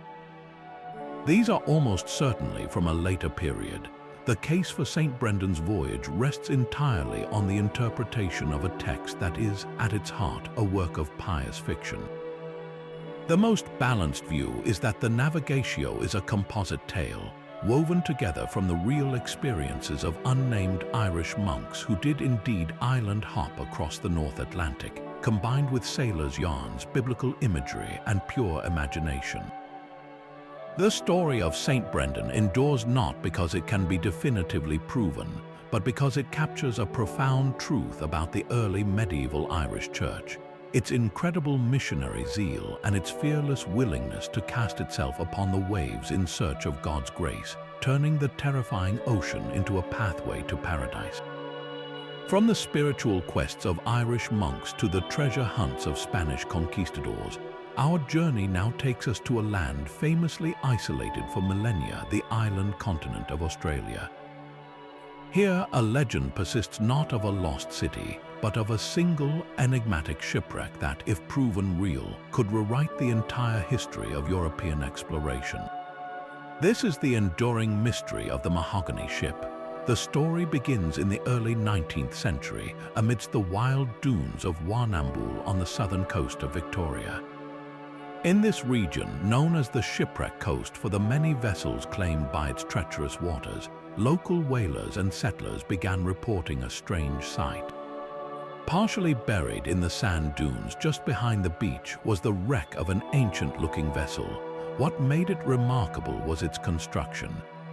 Witnesses described it as being built of a dark, dense timber they called mahogany, and most intriguingly, it was said to resemble a caravel, the type of small, highly maneuverable ship used by Portuguese and Spanish explorers in the 15th and 16th centuries, like those of Christopher Columbus.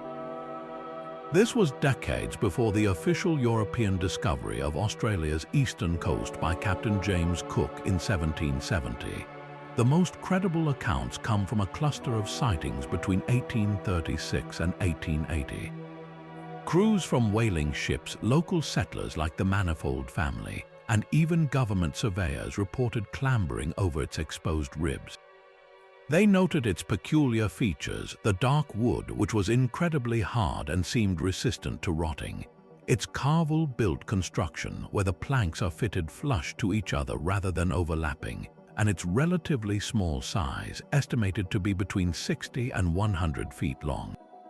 Some even claim to see remnants of a deckhouse and a carving of a woman figurehead.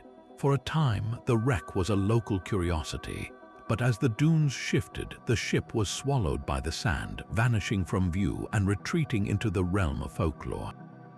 It was this disappearance that transformed it from a curiosity into a full-blown historical enigma, sparking a search that continues to this day.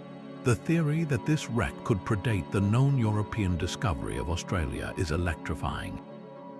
The dominant historical narrative holds that the Dutch, sailing from their East Indies colonies, were the first Europeans to sight the Australian coast in the early 1600s, followed by the Englishman William Dampier, and finally Captain Cook, who claimed the east coast for Britain. The Mahogany Ship, however, suggests a different possibility. If it was indeed a caravel, its design points to an earlier era of exploration, specifically to Portuguese or Spanish voyages. Proponents of the Portuguese theory point to the Deep Maps, a series of 16th-century French maps that appear to show a large landmass south of Indonesia labeled as Java La Grande. Some researchers argue this is a depiction of the Australian coastline, based on secret Portuguese explorations that were never officially recorded to protect their trade routes in the Spice Islands. Could a Portuguese caravel blown off course while sailing in the Indian Ocean have been driven south onto the Australian coast, its crew perishing and their discovery remaining a secret? Other theories are equally compelling. Could it have been a Spanish vessel from the expedition of Luis Vaz de Torres, who sailed through the strait that now bears his name between New Guinea and Australia in 1606? Or, given the advanced maritime technology of the Ming dynasty, could the ship have been Chinese, a survivor from the legendary treasure fleets of Admiral Zheng He, which explored the Indian Ocean in the early 1400s? The possibility that any of these cultures reached Australia centuries before Cook is staggering.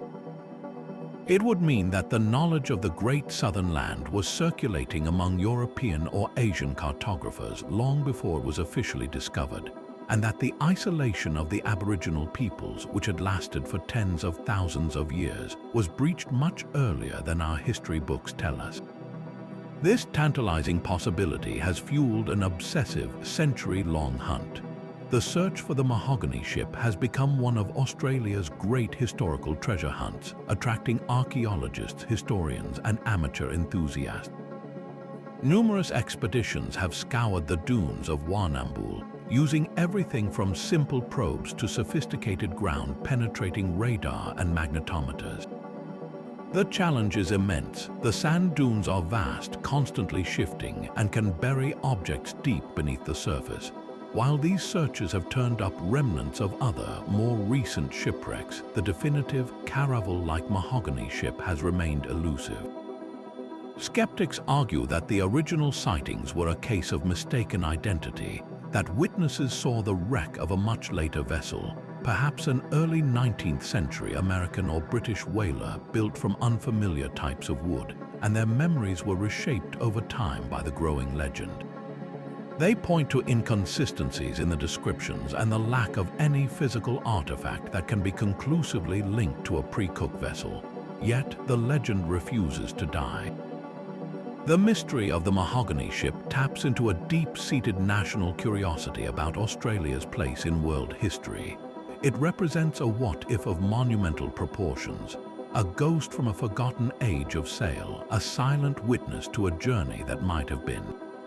Its potential discovery would be the archaeological equivalent of finding the Rosetta Stone for Australian history, forcing a complete re-evaluation of the age of exploration.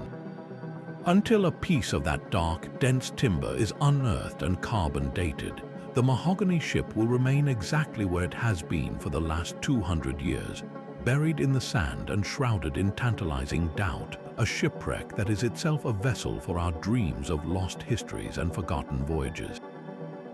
Across the world, from the speculative shores of Australia, we arrive at a historical event so massive and catastrophic that it passed directly from recorded fact into national legend, shaping the identity of an island nation for centuries. This is the story of the two invasion fleets of Kublai Khan, the Mongol emperor whose ambition stretched across the known world.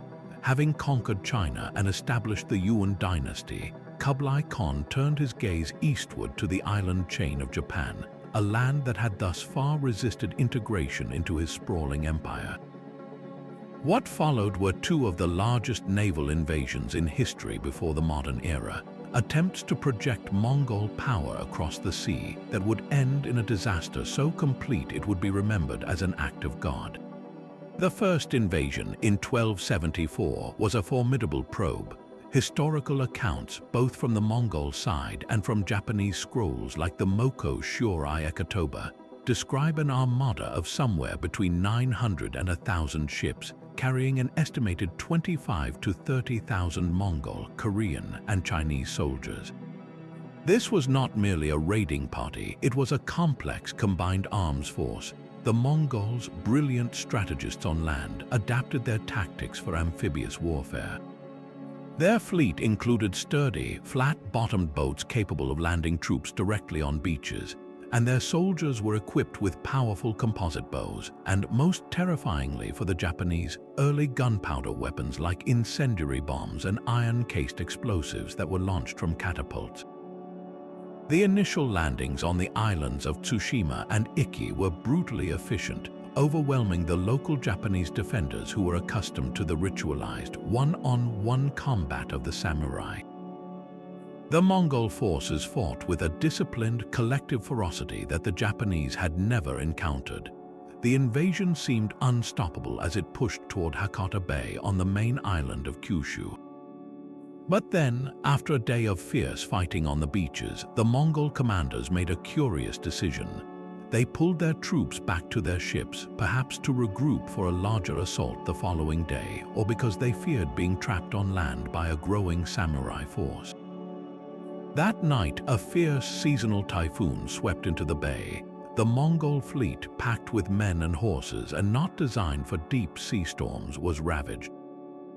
A significant portion of the ships were sunk or dashed against the rocks, forcing the invasion to be abandoned. The Japanese, who had been bracing for their own annihilation, saw the storm as a miraculous intervention. Kublai Khan, however, was not a man to be easily deterred by weather. He sent envoys to Japan demanding submission, which the Japanese shogunate defiantly rejected. For 7 years, the Khan prepared an even more staggering show of force. The invasion fleet of 1281 was on a scale that is almost difficult to comprehend. Historical sources claim it consisted of 2 separate fleets from Korea and southern China, totaling an astonishing 4,400 ships carrying nearly 140,000 soldiers. This was arguably the largest fleet ever assembled until the D-Day landings of the Second World War. Its goal was nothing less than the total subjugation of Japan. The Japanese defenders, having learned from the first invasion, had constructed a stone defensive wall around Hakata Bay, and they fought a desperate guerrilla campaign, launching small, swift boat attacks on the massive Mongol fleet as it tried to disembark. For nearly 2 months, a brutal stalemate ensued, with the Mongols unable to secure a firm beachhead and the Japanese unable to drive the colossal armada away. Then, on the 15th of August, another, even more powerful typhoon struck. This storm raged for 2 full days. The Mongol ships, many of which were hastily built river barges pressed into naval service, were torn apart. The vessels were packed so tightly together that they collided and foundered in the colossal waves. The accounts describe a scene of utter horror, thousands of ships sinking, drowning the vast majority of the invasion force. The few survivors who made it to shore were summarily executed by the samurai. The impact of this double catastrophe was profound. For Japan, the storms were interpreted as kamikaze, which translates literally as divine wind. They were seen as a clear sign that the islands were under the divine protection of the gods, specifically the sun goddess Amaterasu, from whom the Japanese emperor was believed to be descended. This belief in Japan's sacred, inviolable nature became a cornerstone of the national psyche for centuries, right up to the Second World War, when the term was again used for suicide pilots.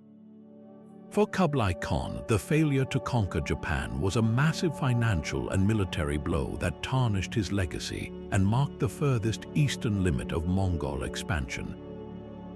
For centuries, the events were known primarily from these dramatic historical texts. But was the legend true? Could the remnants of such a vast fleet really lie on the seabed? This is where modern underwater archaeology enters the story, transforming legend into tangible history. Beginning in the 1980s, a team led by Japanese archaeologist Torao Mozai began searching the waters around Takashima Island near the site of the battle. Using sonar and magnetometers, they located the submerged battlefield. What they brought up from the silt was a treasure trove that confirmed the historical accounts in vivid detail. Divers have recovered countless artifacts from the Mongol fleet: Chinese-style iron swords, bronze Buddhist statues, stone anchors weighing tons, ceramic storage jars that once held supplies, and even the personal seals of Mongol commanders. Most tellingly, they have found numerous examples of the very gunpowder weapons described in the scroll's small, ceramic teardrop bombs known as teppo, designed to be launched from catapults and explode on impact. These finds are not from a few scattered wrecks. They are the dispersed remains of an entire sunken army, scattered across the ocean floor. The archaeology paints a picture of sudden, violent destruction. Many artifacts are found in concentrated clusters, suggesting entire ships broke up and sank quickly, their contents settling together on the seabed. The discovery of the fleet has also shed light on the reasons for its vulnerability. Analysis of the ship remnants has shown that many of the vessels, particularly those from the hastily assembled southern Chinese fleet, were indeed river barges with flat bottoms and weak joins, utterly unsuited for the open ocean. The Khan's desire for overwhelming numbers may have led to a fatal compromise in seaworthiness. The legend of the kamikaze, therefore, rests on a foundation of historical and archaeological fact.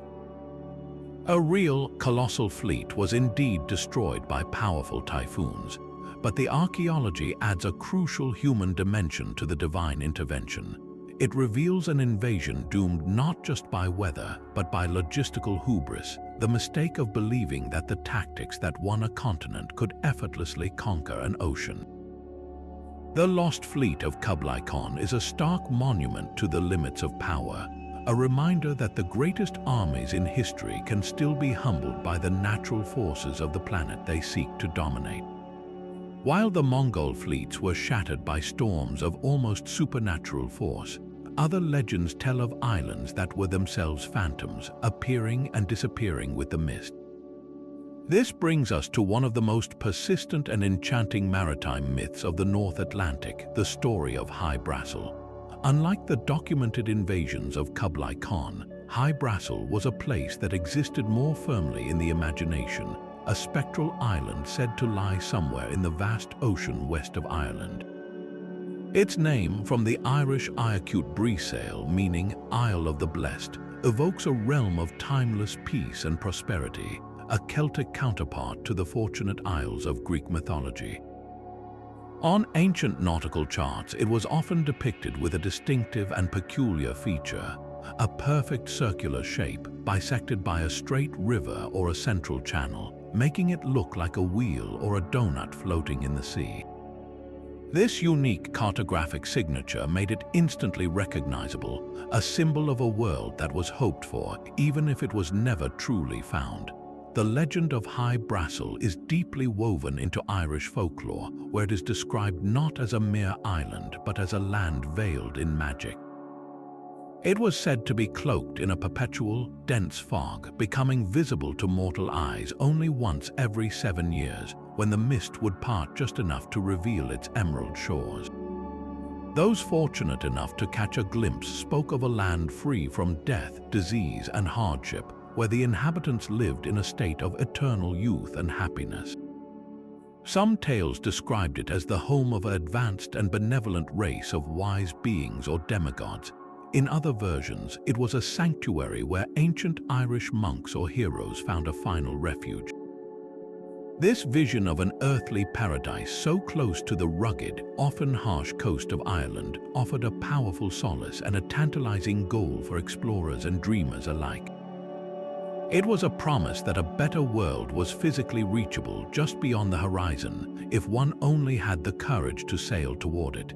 This promise was so compelling that it launched very real and often costly expeditions. One of the most famous voyages in pursuit of the Phantom Island was led by the Scottish sea captain John Nesbitt in the late 1470s. According to accounts, Nesbitt claimed to have not only sighted High Brasil but to have actually landed on it. His descriptions fed directly into the legend. He reported encountering a wise old man who lived in a magnificent castle and vast herds of giant black rabbits. Another notable expedition was undertaken by the navigator Pedro de Barcelos, who may have been seeking the island under the service of a European power. These journeys were not frivolous, they were serious commercial ventures, funded by merchants and nobles who believed that the discovery of such a legendary land would bring immense wealth and prestige. The fact that experienced sailors were convinced enough to risk their lives and their patron's capital demonstrates how blurred the line was between geographical fact and hopeful fiction in the age of discovery. So, what were these explorers actually seeing? In an ocean that was still largely a blank space on the map, any uncharted landfall was a candidate for a legendary place. The most likely explanation is that the repeated sightings of High Brasil were actually misidentifications of real islands, most notably the Azores archipelago. When sailors, blown off course or venturing further west than usual, encountered the steep volcanic peaks of islands like São Miguel or Pico rising from the sea, it would have been easy to fit this new discovery into the pre-existing framework of the High Brasil myth. The persistent fog banks common in the North Atlantic could also create spectacular mirages known as Fata Morgana, where distant coastlines or clouds on the horizon are distorted and magnified, appearing as towering, fantastical cities or shimmering islands that vanish as the ship approaches. An entire expedition could spend days sailing toward an illusion, convinced they were on the verge of a historic discovery, only to find empty ocean. The ultimate fate of High Brasil was not a dramatic sinking, but a slow fading. As European exploration of the Atlantic intensified throughout the 16th and 17th centuries, cartographers were able to map the true positions of island groups like the Azores, the Canaries, and eventually the Americas. The space where High Brasil was supposed to be was meticulously charted, and no circular island with a central channel was ever found. One by one, mapmakers began to omit the legendary island from their new, more accurate charts. By the 19th century, it had completely vanished from official nautical maps, retreating from a supposed geographical reality back into the realm of pure folklore from which it had emerged. Its disappearance from the cartographic record marks a pivotal moment in human history, the point where the age of myth truly gave way to the age of science. Yet, the story of High Brasil endures as a beautiful testament to the power of the human imagination to populate the unknown with our deepest hopes, a ghost island that continues to haunt our dreams of paradise just over the horizon. While European explorers were chasing phantoms like High Brasil and Prester John, guided by myth and wishful thinking, a culture on the literal other side of the world was accomplishing feats of navigation so advanced they seemed like magic to outsiders. This is the story of the Polynesian Voyages, a people who undertook the most ambitious exploration and colonization in human history, not in search of gold or lost cities, but for the most fundamental of reasons, to find new homes. Their story is not a legend in the traditional sense, but a real-world epic that became legendary for its sheer scale and sophistication. We are talking about the settlement of the Polynesian Triangle, a vast portion of the Pacific Ocean bounded by Hawaii in the north, Easter Island in the southeast, and New Zealand in the southwest. This is an area larger than the entire continental United States, a watery expanse so immense that the continents could fit inside it with room to spare. To conquer this ocean, the Polynesians developed a technology and a science of wayfinding that allowed them to sail thousands of miles into the unknown with deliberate purpose. At the heart of this achievement was the double-hulled canoe, or wākolua. Imagine not a fragile raft, but a massive, seagoing vessel, sometimes over 100 feet long. Two parallel hulls carved from enormous tree trunks were connected by a strong platform that could carry dozens of people, along with their families, livestock, and all the plants and provisions needed to start a new life: coconuts, taro, breadfruit, chickens, and pigs. These were not ships designed for coastal hopping. They were stable, ocean-going arks capable of weathering Pacific storms and sailing for weeks on end. But the true marvel was not the vessel itself, but the knowledge possessed by the navigator, the PWO or Kahuna Hawkle. This individual was a living supercomputer, a master scientist who could read the environment with a precision that baffled European sailors who relied on compasses and sextants. Polynesian navigation was a holistic art, a symphony of natural signs. The primary guide was the star compass. Navigators memorized the precise rising and setting points of hundreds of stars, creating a mental star map that divided the horizon into 32 directional houses. As one star set, they would pivot to another, holding their course through the night. But stars are only visible on clear nights. For cloudy days and nights, they relied on a deep understanding of ocean swells. The Pacific generates large, consistent wave patterns that flow from major weather systems. A master navigator could feel the direction of these swells through the motion of the canoe, sensing even slight changes that might indicate a nearby island disrupting the pattern. They watched the flight paths of birds, certain species like the Monu Oku or white tern, fly out to sea to fish in the morning and return to land at night.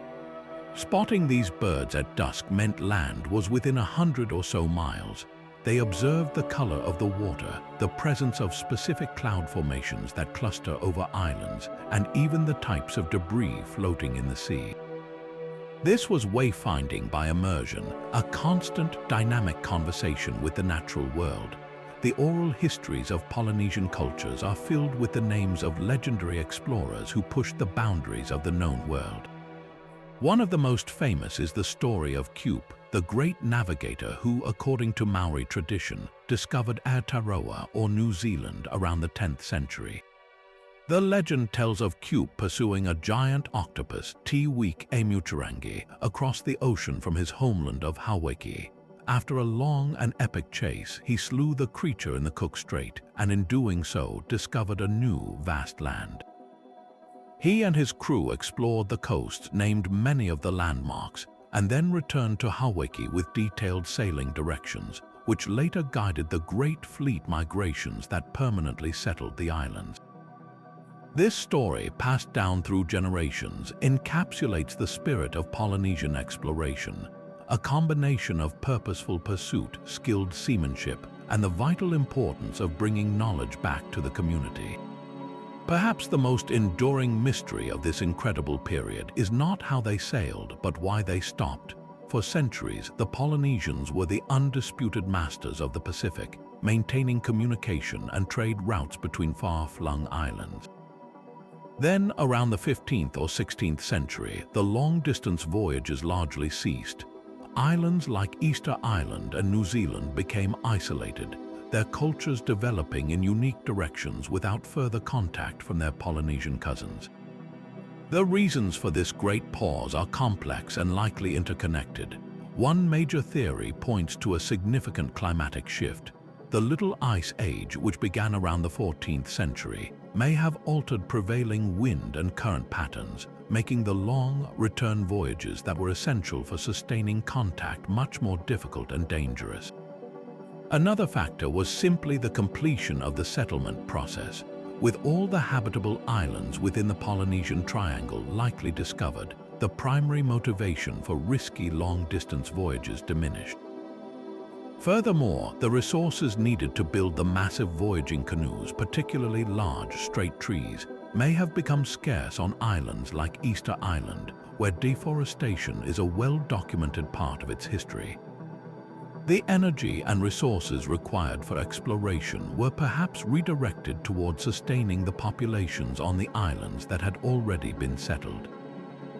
The age of exploration did not end with a crash, but with a gradual turning inward, a focus on building sustainable societies in the island homes they had so courageously found. The legacy of the Polynesian voyages, however, was never truly lost. In recent decades, there has been a powerful cultural revival. Projects like the Hokulea, a replica of a traditional double-hulled canoe, have successfully retraced the ancient routes from Hawaii to Tahiti and beyond using only traditional navigation methods, proving the efficacy of the ancient science and reigniting a profound sense of pride and identity across the Pacific. Their story stands as a breathtaking counterpoint to the loss and mystery that defines so many other sea legends. It is a testament to what humanity can achieve not through myth, but through an intimate, sacred connection to the world around us. Our journey now takes us from the vast, star-guided expanse of the Pacific to the warm waters of the Indian Ocean, where a very different kind of legend was born not from ancient folklore, but from the halls of 19th century science. This is the curious tale of Lemuria, a lost continent that began its life as a respectable geological theory before transforming into a spiritual paradise. In the 1860s, scientists were grappling with a fascinating puzzle. Geologists had found striking similarities in the rock formations and fossil records of India, South Africa, and Madagascar. Most notably, the fossils of lemurs, small primitive primates, were discovered in both India and Madagascar, but not in the lands between like the Middle East or Europe. This presented a problem for the scientific understanding of the day, which predated the theory of plate tectonics. How could these same animal species exist on land masses now separated by thousands of miles of ocean? The most logical explanation, proposed by British zoologist Philip Sclater, was that a land bridge must have once connected these now distant shores. He named this hypothetical continent Lemuria after the lemurs whose distribution it seemed to explain. For a few decades, Lemuria was a perfectly valid, though unproven, scientific hypothesis. It appeared on academic maps and in serious geological papers as a potential explanation for the distribution of life across the globe. Other lost continents, like Atlantis, were invoked by scientists of the era to explain similar biological and geological puzzles. But the fate of Lemuria was about to take a dramatic and unexpected turn. In the late 19th century, a new spiritual movement called Theosophy, founded by the charismatic Helena Blavatsky, began to weave together strands of Eastern religion, occultism, and Western science. Theosophists seized upon the scientific concept of Lemuria and radically reimagined it. In their teachings, detailed in Blavatsky's seminal work The Secret Doctrine, Lemuria was no mere land bridge. It was the home of the third root race of humanity, a vast continent that had once covered a significant part of the Indian Ocean. The Lemurians themselves were described as bizarre, egg-laying giants with a third eye that gave them psychic powers and a telepathic form of communication. This lost civilization was said to have possessed advanced, esoteric knowledge before a cataclysm, perhaps a pole shift or volcanic destruction, sank their homeland beneath the waves, leaving only the mountain peaks of Madagascar and other islands as reminders of their former glory. This theosophical version of Lemuria proved incredibly influential, spawning a whole genre of occult and pseudo-historical literature. It offered a romantic, ancient history for humanity that stood in stark contrast to both conventional science and traditional religion. Writers and mystics expanded on Blavatsky's ideas, placing Lemuria in a grand cycle of lost continents that included Atlantis and Mu, another supposed Pacific civilization. In these narratives, the Lemurians were often portrayed as a peaceful, spiritually advanced race, and their destruction served as a cautionary tale about the dangers of materialism or the misuse of power. This mythos was further fueled by isolated cultural curiosities, such as the existence of the massive ruins of Great Zimbabwe in southern Africa, or the mysterious Moai statues of Easter Island, which some speculated were remnants of this lost world. The legend offered a simple, all-encompassing explanation for archaeological mysteries that seemed to puzzle mainstream historians. The fascinating part of this story is the dramatic collision between the myth and the advancement of hard science. In the early 20th century, the theory of continental drift, later refined into the modern theory of plate tectonics, provided the true explanation for the puzzle that had spawned Lemuria in the first place. Scientists realized that India, Africa, South America, Australia, and Antarctica had all once been part of a single supercontinent, which we now call Gondwana. This landmass began to break apart around 180 million years ago. India, carrying its population of ancient lemurs, slowly drifted northward over millions of years, eventually colliding with Asia to form the Himalayas. Madagascar broke off from the eastern coast of Africa. There was no need for a sunken land bridge. The continents themselves were the moving pieces of the puzzle. The distribution of lemur fossils was perfectly explained by this slow, monumental geological dance. The scientific community unanimously abandoned the Lemuria hypothesis, as plate tectonics provided a far more robust and evidence-based model. Despite this definitive scientific rebuttal, the legend of Lemuria has proven remarkably resilient. it continues to thrive in New Age circles, channeling literature and alternative history books. Its endurance speaks to a deep and abiding human desire for a lost golden age, a time when humanity was more connected to the earth and possessed wisdom we have since forgotten.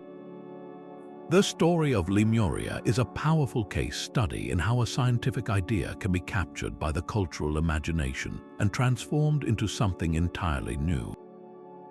It shows us that the line between hypothesis and myth can be surprisingly thin, and that the ocean floor, which we have now mapped in great detail, continues to hold a powerful grip on our collective psyche. While sonar surveys reveal no vast sunken continent in the Indian Ocean, the ghost of Lemuria remains not as a physical place, but as a testament to our endless fascination with filling the blank spaces on the map and in history with our most profound hopes and fears. But as we have seen, the seas are not only filled with phantoms of the West. Some of the most staggering maritime achievements emerged from the East, and none were more colossal or more abruptly terminated than the legendary treasure fleets of China's Ming dynasty. In the early 15th century, while European kingdoms were still recovering from the Black Death and building ships that would seem like fishing boats in comparison, the Ming Emperor Yongle launched a project of unprecedented naval power and diplomatic grandeur. At the command of this immense force was the extraordinary Admiral Zheng He, a towering Muslim eunuch who rose from captivity to become the master of the world's greatest navy. Between 1405 and 1433, Zheng He led 7 epic voyages that projected Chinese influence across the Indian Ocean, reaching as far as the coast of East Africa. The scale of these fleets is almost incomprehensible. Historical accounts describe treasure ships that stretched over 400 feet from stem to stern, nearly twice the length of a full-sized European caravel. These were not isolated flagships, they were the heart of an armada that could include hundreds of vessels, carrying tens of thousands of soldiers, sailors, diplomats, and merchants. This was not a fleet for conquest in the European sense, but a floating embassy of staggering power, designed to awe foreign rulers into a tributary relationship with the Ming court, demonstrating the superiority and benevolence of the Chinese emperor. It is from the shadow of these 7 known voyages that a tantalizing and controversial legend emerges, the possibility of an unofficial 8th voyage, a lost expedition of the treasure fleet that ventured beyond the mapped world. After the death of the supportive Emperor Yongle, the political winds in Beijing shifted dramatically.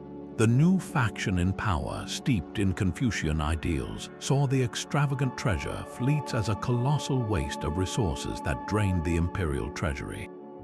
They advocated for a focus on internal threats like the Mongols on the northern border and viewed maritime adventure with deep suspicion. By 1436, a formal edict had banned all ocean-going ships, and China began its intentional turn inward, a policy known as Heijin or sea ban. The incredible shipyards were dismantled, and most distressingly for historians, the meticulous records of Zheng He's voyages were systematically destroyed by a minister named Liu Daxia, who reportedly considered them deceitful exaggerations of bizarre things far beyond the normal experience of man. This act of historical vandalism created a vacuum of information, a void into which speculation about a final, lost voyage could flow. The theory of a secret expedition rests on several intriguing, though circumstantial, pillars. Proponents point to the sheer capability of the Chinese ships. With their massive size and advanced watertight bulkhead construction, they were arguably more seaworthy than any contemporary European vessel and could have withstood the long, deep ocean journeys across the Pacific. The most famous piece of evidence often cited is a map known as the 1763 copy of the 1418 Mao Kun map, which was supposedly based on charts used by Zheng He. This map contains details of the world that seem remarkably accurate, including the outlines of Africa, Europe, and the Americas. While most scholars attribute this to later additions or sheer coincidence, it fuels the belief that the Chinese had knowledge of the Western Hemisphere long before Columbus. Furthermore, there are enigmatic archaeological anecdotes like the claimed discovery of ancient Chinese anchors off the California coast or supposed linguistic parallels between Native American languages and Chinese. These fragments, though fiercely debated and often dismissed by mainstream academia, are woven into a narrative that suggests one or more of Zheng He's ships, perhaps fearing the new isolationist policy at home, decided to sail east into the unknown Pacific rather than return to certain destruction. The most dramatic version of this theory suggests that this lost fleet not only reached the Americas but may have circumnavigated the globe. The idea proposes that the fleet utilized known Pacific currents, such as the Kuroshio Current, which flows past Japan and across the North Pacific toward the American Northwest. From there, the theory speculates they could have sailed down the coast, perhaps leaving behind cultural markers, before eventually attempting a return voyage via the Indian Ocean, thus completing a circumnavigation. This would predate Magellan's expedition by nearly a century. While a thrilling notion, this hypothesis faces immense scholarly skepticism. The primary obstacle is the complete lack of direct archaeological or documentary evidence. No wreck of a massive treasure ship has ever been found in the Americas, and the purported artifacts like the anchors have consistently been shown to be of much later local origin. The political context also works against it. By the 1430s, the powerful eunuch faction that supported the Voyages was in terminal decline, making it highly unlikely they could have organized a clandestine mission on such a scale without someone in the bureaucracy recording it. The true tragedy of Zheng He's fleet, therefore, may not be a mysterious disappearance but a deliberate and calculated end. The withdrawal from the seas was one of the most pivotal decisions in world history. By turning its back on ocean-going exploration, the Ming dynasty ceded the age of discovery to the nascent powers of Europe.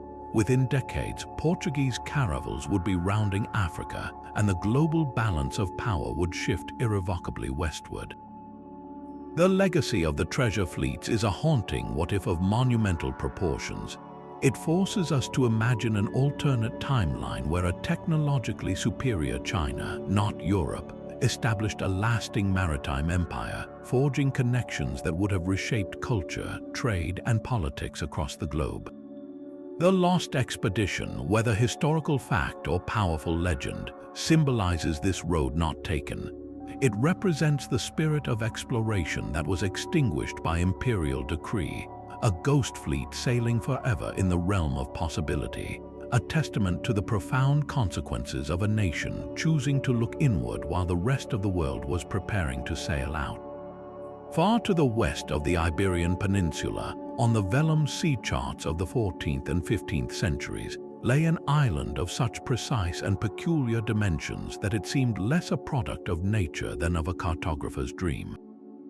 This was Antillia, often labeled as the Island of the Seven Cities, a large, rectangular phantom that became one of the most persistent and influential landmarks on the medieval map of the Atlantic. Its story is deeply intertwined with the same Moorish invasion of the 8th century that birthed the legend of the Seven Cities of Gold in the New World. According to the tale, when the Muslim forces conquered the Iberian Peninsula in the year 711, 7 Christian bishops, fearing for their lives and their flocks, fled westward across the ocean. Each bishop, the story goes, founded a magnificent city on a newfound island, and there they lived in isolation, their civilization growing in wealth and piety, completely cut off from the known world. This narrative of a lost Christian refuge in the sea provided a powerful spiritual and motivational undercurrent for the age of exploration, a tantalizing goal for Portuguese and Spanish explorers who saw the reconquest of their homelands from the Moors as a divine mission that could be completed by finding these lost brethren. What made Antillia unique among Phantom Islands was its striking cartographic presence. Unlike the vaguely drawn shapes of High Brasil or the Isle of St. Brendan Antillia was consistently depicted as a near-perfect rectangle, oriented north-south, often with 7 distinct bays or harbors presumably representing the 7 cities.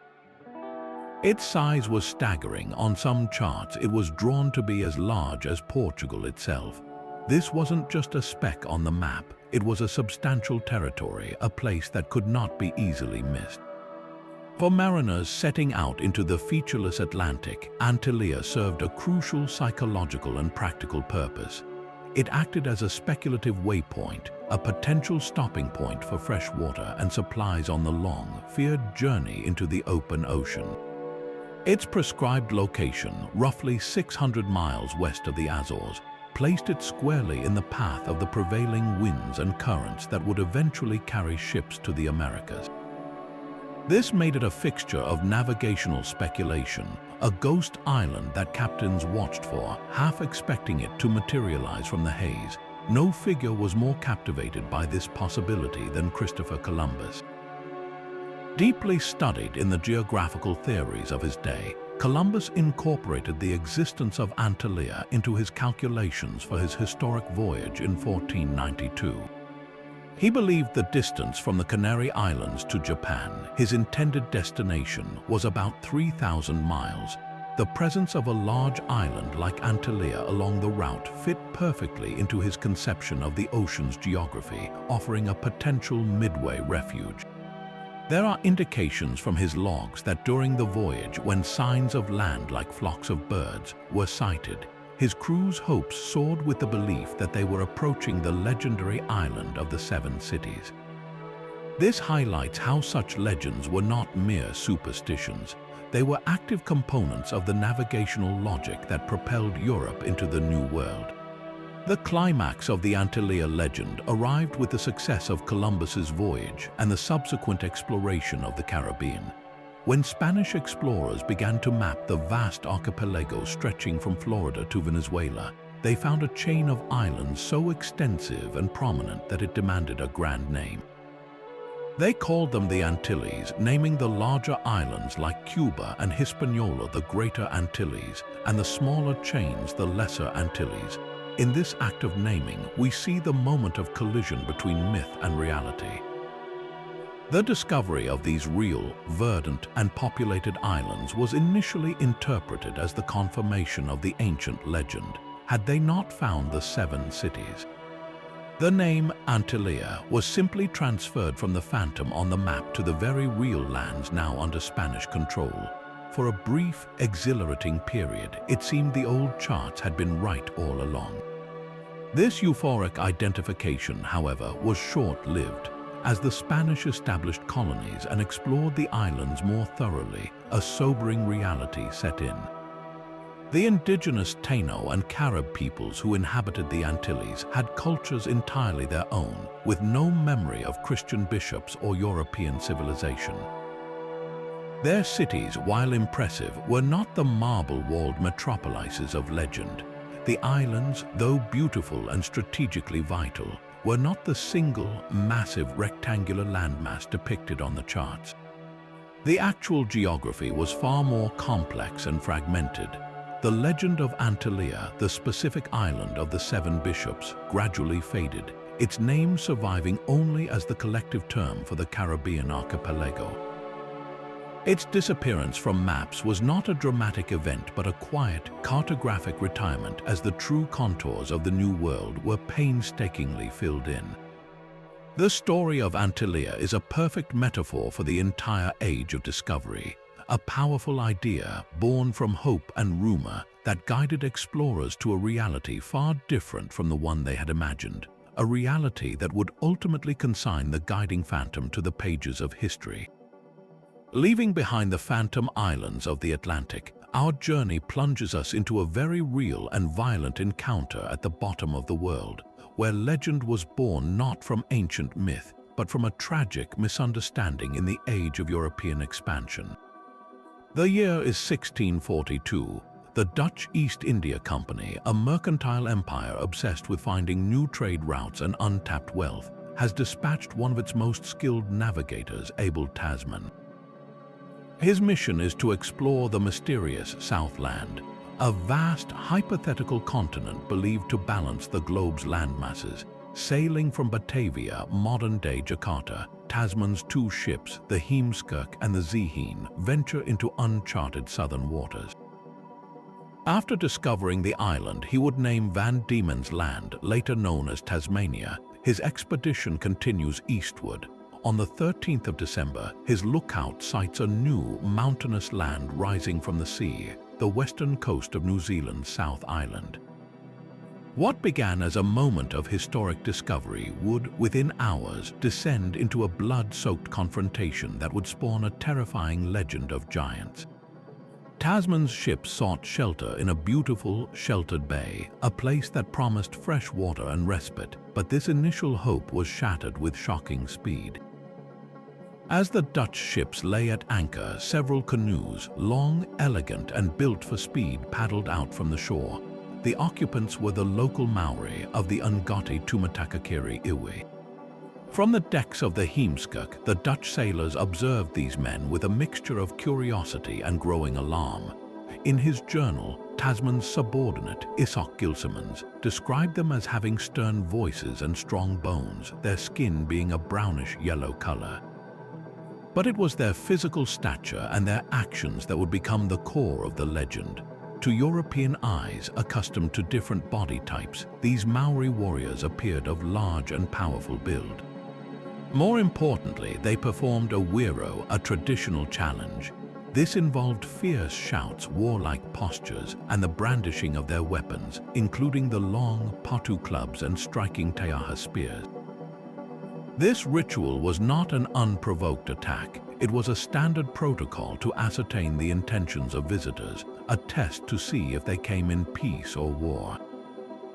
To the uncomprehending Dutch, however, it was perceived as pure, irrational aggression from a people they began to see as monstrous. The tragedy unfolded the following day.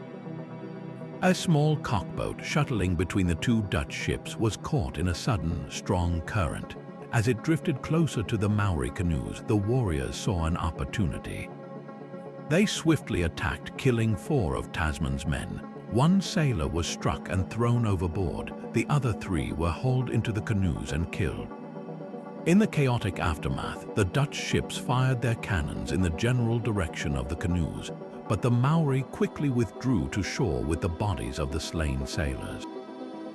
Tasman, horrified and believing his crew had been ambushed by a race of murderous giants, made no attempt to land or make further contact. He named the site Moordenaars Beach, or Murderer's Bay, and hastily set sail, continuing his journey northward. He never set foot on the New Zealand mainland. This single, violent event created a powerful and enduring myth in the European imagination. The legend that New Zealand was inhabited by a race of ferocious, superhuman giants, a place so dangerous it was best avoided. For over a century, this grim reputation, based solely on Tasman's brief and tragic encounter, deterred further European exploration of the islands. The legend of the giants, however, crumbles when contrasted with the reality of the Maori people. The Dutch perception was a classic case of cultural misinterpretation, fueled by fear and a complete lack of shared language or understanding. The Maori were not giants, but a Polynesian people whose average height was likely comparable to, or perhaps slightly taller than, the average European of the 17th century. Their powerful physique was a result of a demanding lifestyle of fishing, horticulture, and warfare. More importantly, their actions were not the work of mindless savages, but a disciplined and culturally prescribed response to a potential threat. The wiro was a way for the local iwi to assert their mana, or authority, over their territory. The attack on the cockboat, while tragic, was likely a strategic move. From the Maori perspective, a strange, massive vessel with unknown powers had entered their domain.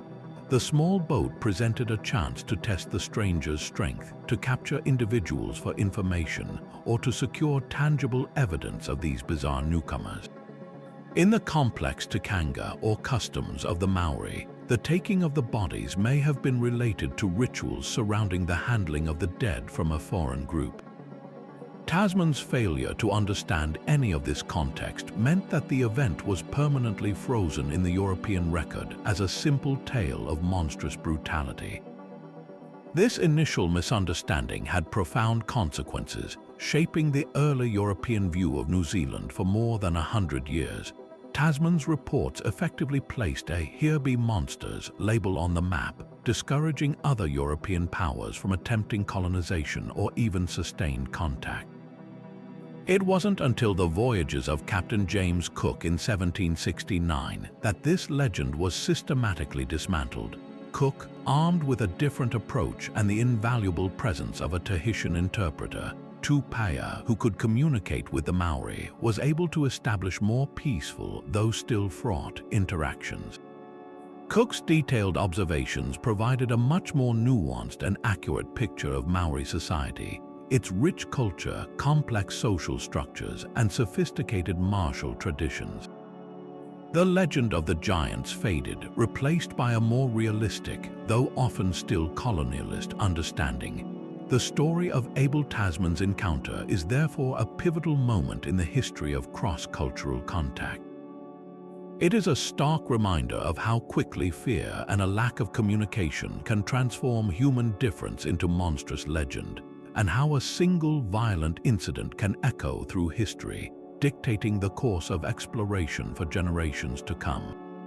The bay he named Murderer's Bay is known today as Golden Bay, a peaceful and beautiful place, its name a silent testament to the fact that the true story is often far more complex than the legend it inspires. Now we venture into the heart of the Old Testament, to a name that echoes with the ring of wealth and the thunder of distant waves, Tarshish. More than a simple city, Tarshish was a concept, a symbol of the ultimate far-off destination, a place so remote and prosperous that it represented the very edge of the known world for the ancient Israelites. Its story is woven through the scriptures, appearing in the Chronicles of Kings and the Lamentations of Prophets, yet its physical location remains one of the Bible's most persistent geographical puzzles.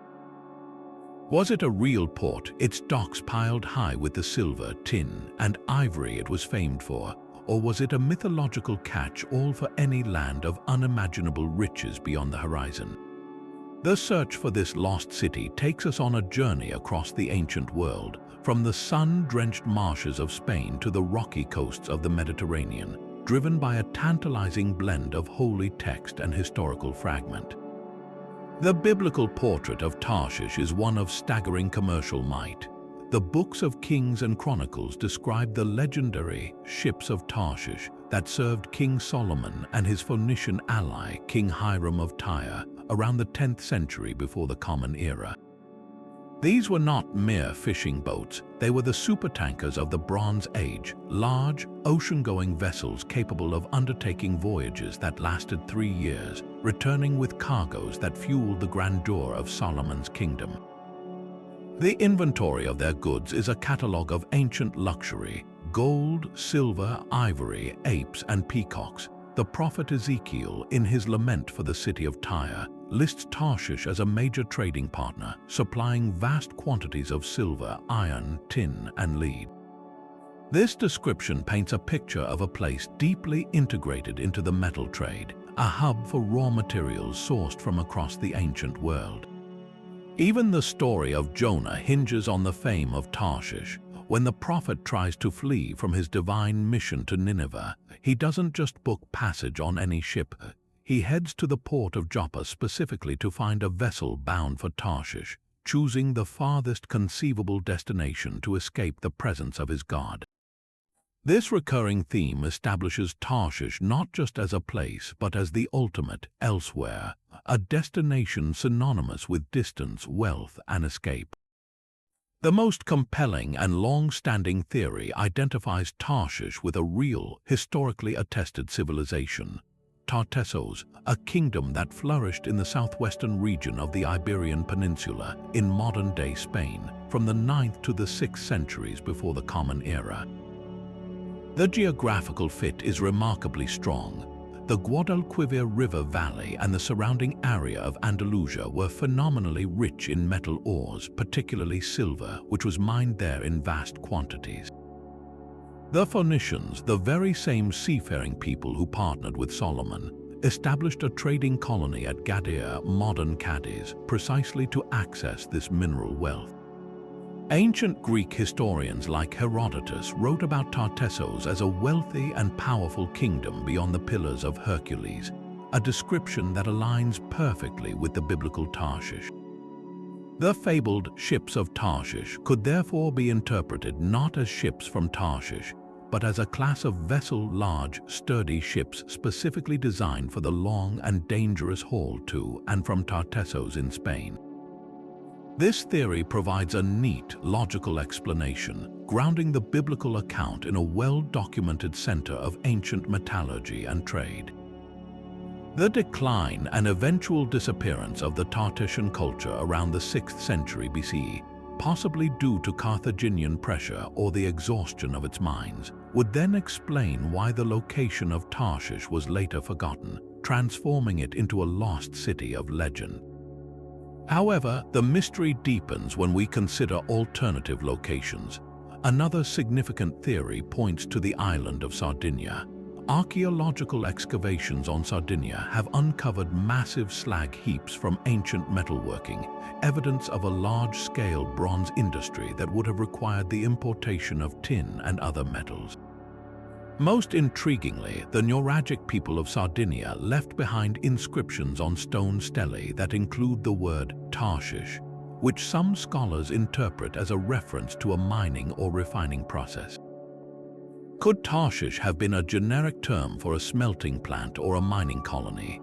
If so, there could have been multiple Tarshishes around the Mediterranean, with the Sardinian site being a major Phoenician outpost for processing the metals they acquired through trade. This interpretation would explain why the name appears in such distant contexts, suggesting it was not a single city but a type of economic zone vital to the Bronze Age economy. A much more distant possibility, though less widely accepted, places Tarshish far beyond the Mediterranean in India. Proponents of this view point to the exotic cargo mentioned in the Bible, apes, ivory, and peacocks, all of which are native to the Indian subcontinent. The ancient Tamil kingdoms of southern India were renowned for their wealth and maritime trade, and there is evidence of trade connections between the Middle East and India dating back to the time of Solomon. While a direct voyage from the Red Sea to India was possible, the logistical challenge of such a journey for a 10th century BC fleet makes this theory a bold proposition. It speaks to the powerful allure of Tarshish that its search can span continents, a testament to how a single name in an ancient text can inspire quests that push the very boundaries of historical possibility.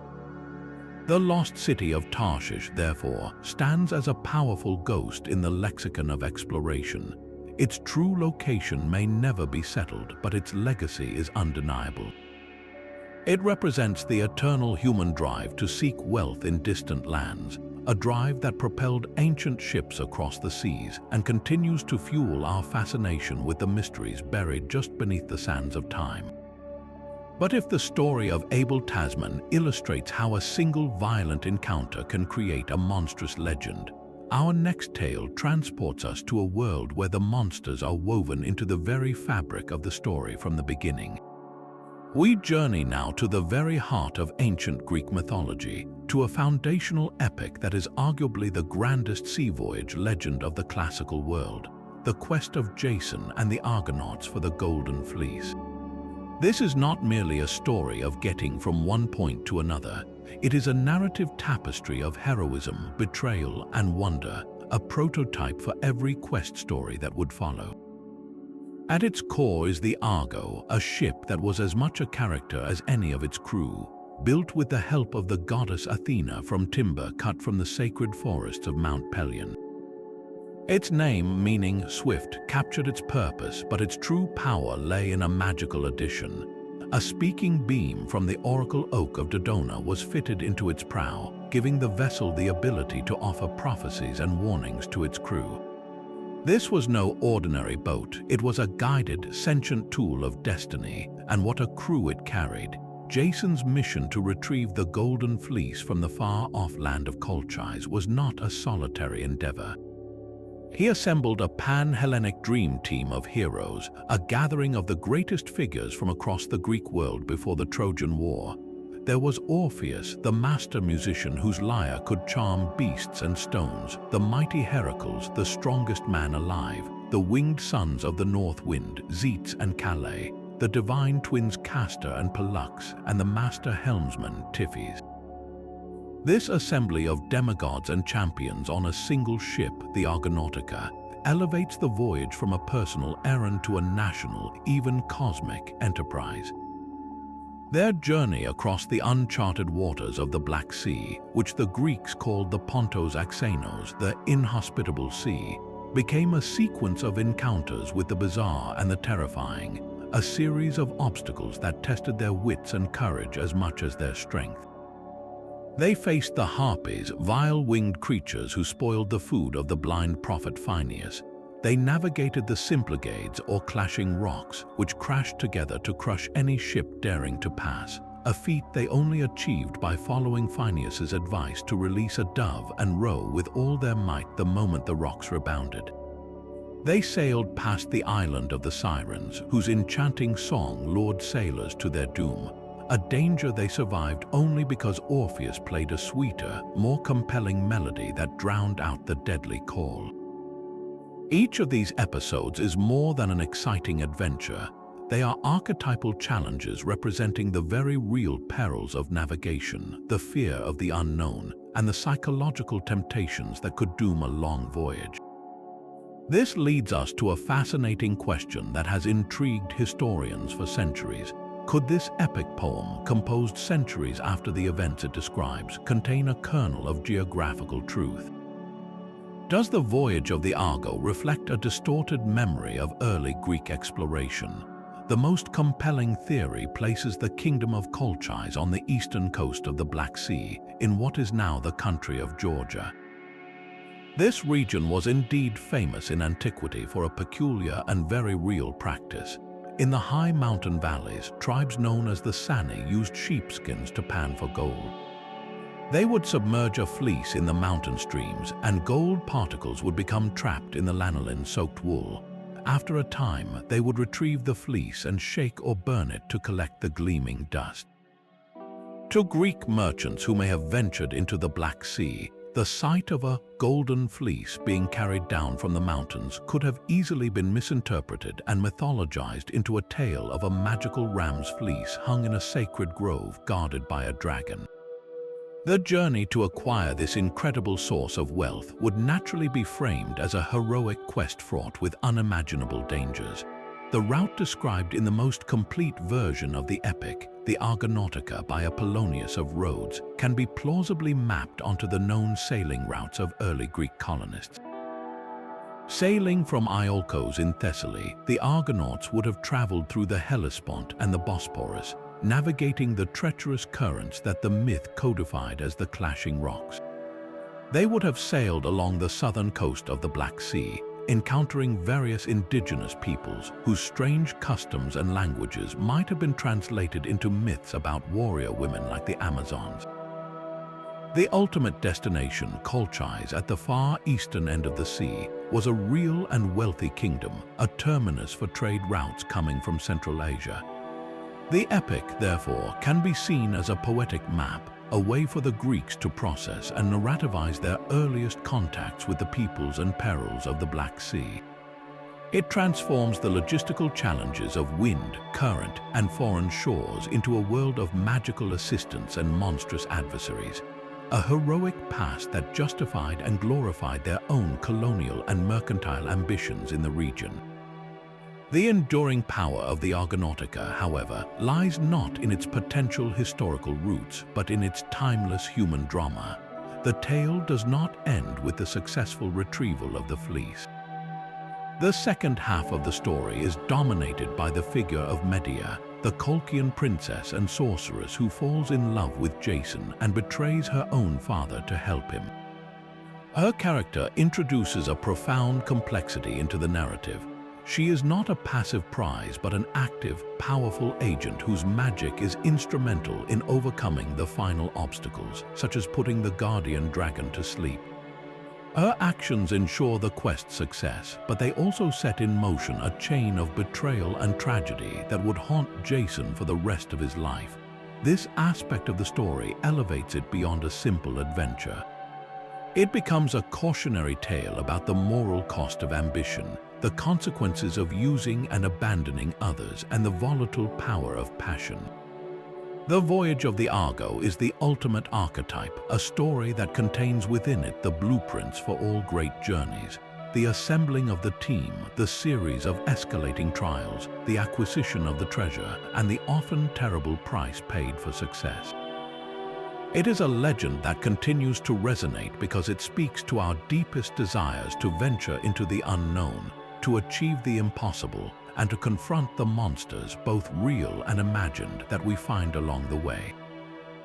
But for every legend of ancient fleets and mythical islands, there are those that emerge from the much more recent past, mysteries made all the more haunting because they occurred in an era of written records and detailed plans. The story of the Roanoke colony is one such enigma, a vanishing act so complete and so baffling that it has earned its place as America's oldest unsolved mystery, a chilling reminder of the fragile thread that connected the European world to the vast and unfamiliar wilderness of the New World. The year is 1587. Under the sponsorship of Sir Walter Raleigh, a group of roughly 115 English men, women, and children arrive on the shores of present-day North Carolina. Their governor is John White, an artist and mapmaker who will soon become the central figure in this unfolding tragedy. This is not the first English attempt to settle Roanoke Island. A previous military garrison had struggled with supply issues and hostile relations with the Secotun people before being evacuated. This new group, however, is different. They are families intended to establish a permanent, sustainable community, a foothold for England in the race for New World riches. They plan to build a city of Raleigh, a bastion of English civilization. Yet from the very beginning, the signs are ominous. Their arrival is delayed, landing too late in the season to plant crops. Their relationship with the local tribes is tense, a legacy of violence left by the previous garrison. Just weeks after they land, a tribesman is killed by one of the colonists, deepening the mistrust. Faced with these mounting challenges and desperate for more supplies and support, the colonists persuade Governor White to sail back to England. It is an agonizing decision for him, as his own daughter, Elena Dare, has just given birth to the first English child born in the Americas, a baby girl named Virginia Dare. With profound reluctance, White sets sail, promising a swift return. He could never have imagined that his departure would be the last time any European would ever see the colonists alive. Governor White's intended short trip becomes a nightmare of delay and frustration. His return to England coincides with the nation's all-consuming preparation for war against the Spanish Armada. Every seaworthy vessel is commandeered for the defense of the realm. For 3 interminable years, White is trapped, desperately petitioning for ships while his family and the entire colony hang in the balance. It is not until 1590, after the English victory, that he finally secures passage on a privateering expedition. The journey is agonizingly slow, and when they finally approach Roanoke Island in August of that year, the crew spots a column of smoke rising from the area, a flicker of hope that the colony might yet survive. But as White's small boat reaches the shore, that hope curdles into dread. The settlement is utterly deserted. The houses and fortifications have been carefully dismantled, not destroyed in an attack, suggesting a planned and orderly departure. There are no signs of a struggle, no graves, and crucially, no cross, a prearranged distress signal the colonists were to carve if they were forced to leave. The only clues are 2 cryptic messages carved into wooden posts. On a gatepost of the fort, the word Croatoan is found. On a nearby tree, the letters Crow are carved. These words are not a plea for help, they are a stark, deliberate message, and for Governor White, they should have been a clear indication of the colony's fate. Croatoan was the name of a nearby island, now known as Hatteras Island, and more importantly, the name of a neighboring Native American tribe who had been generally friendly to the English. The message seemed to state plainly that the colonists had moved to live with the Croatoan people. But here, the mystery deepens. A sudden, violent storm is brewing, and the ship's captain, eager to continue his privateering mission in the Caribbean, refuses White's pleas to sail the short distance south to Croatoan Island to investigate. The weather worsens and the ships are forced out to sea, carrying a heartbroken White back to England, never to return to the Americas. The lost colony is born from this moment of cruel irony. The governor possessed the likely answer, but circumstance and the raw power of the Atlantic denied him the final confirmation. This single, unexplained word, Croatoan, has echoed through the centuries, spawning countless theories. The most widely accepted explanation is integration. The colonists, facing starvation and isolation after White's prolonged absence, may have split into smaller groups. One group, following the clue, could have sought refuge with the Croatoan tribe, gradually intermarrying and assimilating into their society. This theory is supported by later accounts from English explorers in the following decades. In the early 1600s, Jamestown settlers led by Captain John Smith heard reports from Powhatan tribes of people dressed like Englishmen living with villages to the south. Later, in the mid-17th century, a trader named John Lawson encountered members of the Hatteras tribe on Croatoan Island who claimed some of their ancestors were white people who could talk in a book and who had gray eyes, physical traits that could point to mixed ancestry. While compelling, this evidence remains anecdotal, and no definitive archaeological proof of English cohabitation with the Croatoans has ever been found. Other theories are far darker. Perhaps the colony was wiped out by disease, a common fate for early European settlements. Or maybe they fell victim to a devastating attack from a hostile tribe, such as the Secotan, seeking revenge for past conflicts. Another possibility is that they attempted a desperate and disastrous voyage back to England in a small boat, only to be lost at sea. A more complex theory suggests the colonists tried to sail north to the Chesapeake Bay area, their original intended destination, but met catastrophe along the way. For decades, the integration theory seemed the most humane and logical. However, a dramatic twist emerged in the early 21st century with a theory known as the Site X hypothesis. A team of archaeologists from the First Colony Foundation began re-examining John White's maps. Using modern technology, they discovered a tiny, mysterious patch on one of his maps of the region, which, when examined with X-ray spectroscopy, was found to conceal the outline of a star-shaped fort located 50 miles inland from Roanoke on the western shore of the Albemarle Sound. This secret symbol suggested a potential fallback location, a place the colonists might have agreed to move to if they had to abandon Roanoke. Intriguingly, archaeological excavations at this location, now known as Site X, have unearthed a handful of 16th-century English artifacts, including a patch from a suit of armor, a gun spur, and fragments of pottery known as Surrey border ware. These finds are tantalizing, but they are not the remains of a settlement. They are scattered personal items. This has led to a new hybrid theory that the colonists did indeed split up. One group may have gone south to Croatoan, while another, perhaps the main body, traveled inland to Site X, only to later face an unknown catastrophe, their fate swallowed by the wilderness. The enduring power of the Roanoke story lies not in a single solution, but in its haunting ambiguity. It is a mystery with a clue but no conclusion. It represents the terrifying vulnerability of those first, tentative European footholds in America, where a supply ship delayed by a war or a single storm at a critical moment could mean the difference between survival and oblivion. The lost colonists were not legendary heroes or mythical kings. They were ordinary people families, farmers, craftsmen who stepped off the edge of the known world and into a silence that has lasted for over 4 centuries. Their story is a poignant counterpoint to the later success of Jamestown, a stark reminder that the colonization of America was not an inevitable triumph, but a desperate gamble that could and often did fail. The word Croatoan is more than a clue. It is a ghostly whisper from the past, a final message that has ensured the lost colony of Roanoke remains an enduring symbol of hope, desperation, and the profound mysteries that still lie buried in the early history of the American continent. And so we arrive at our final legend, a story that brings us full circle, back to the land of the pharaohs and the very dawn of recorded exploration. This is not a tale of a sunken city or a vanished fleet, but of a golden land that was once the cornerstone of Egypt's wealth, a place so real and yet so elusive that its location has been one of Egyptology's most enduring puzzles.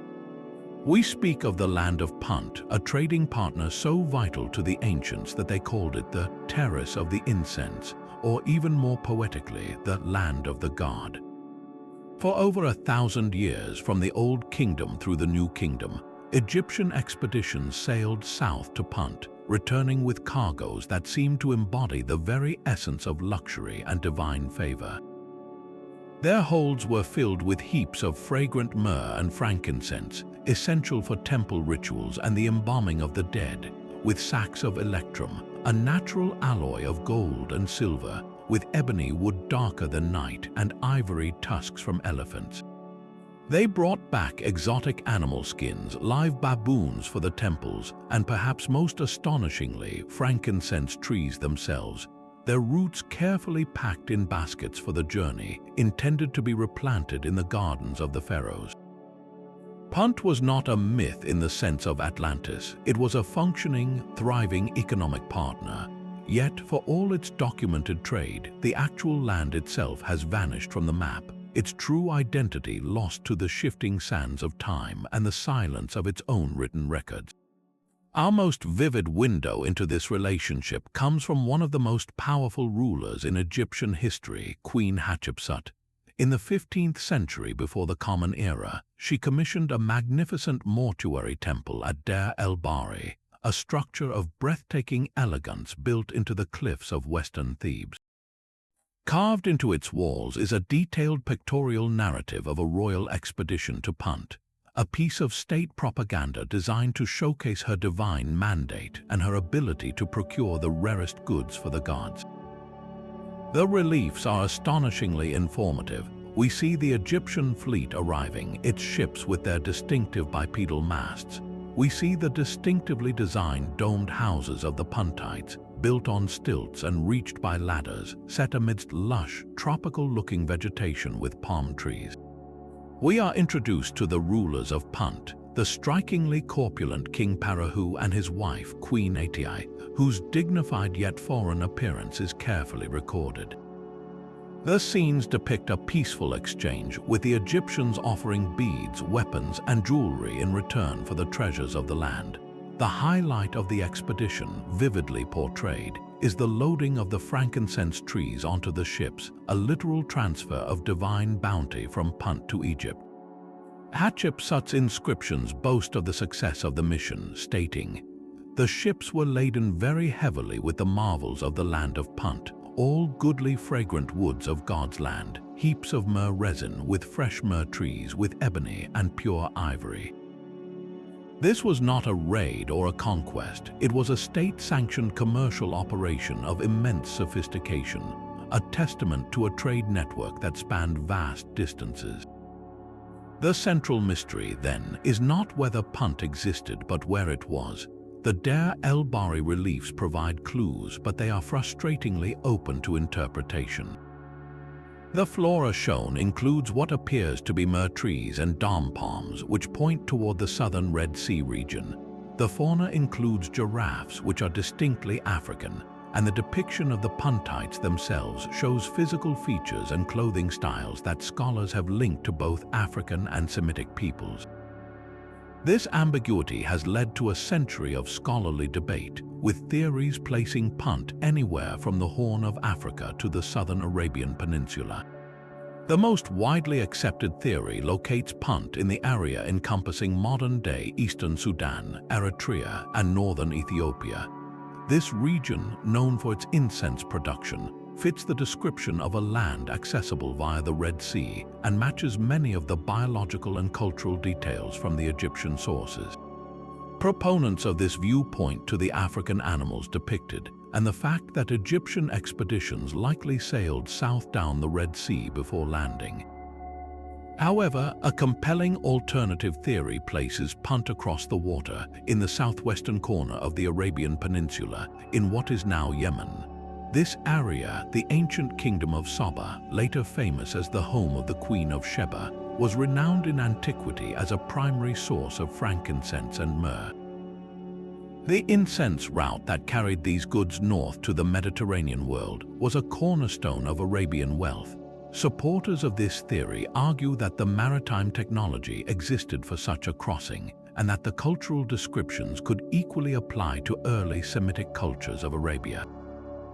Some scholars have even proposed a more complex model, suggesting that Punt was not a single, specific kingdom, but a regional term for a coastal trading network that spanned both sides of the Red Sea's southern entrance, with the Egyptians interacting with intermediaries in both Africa and Arabia. The truth may never be definitively settled, as the land of Punt itself left no known inscriptions or definitive archaeological evidence bearing its own name. It exists for us only through the eyes of its most famous customer. Ultimately, the legend of Punt represents something far greater than a geographical puzzle. It symbolizes the vast, interconnected world of ancient maritime trade that flourished long before the empires of Greece and Rome.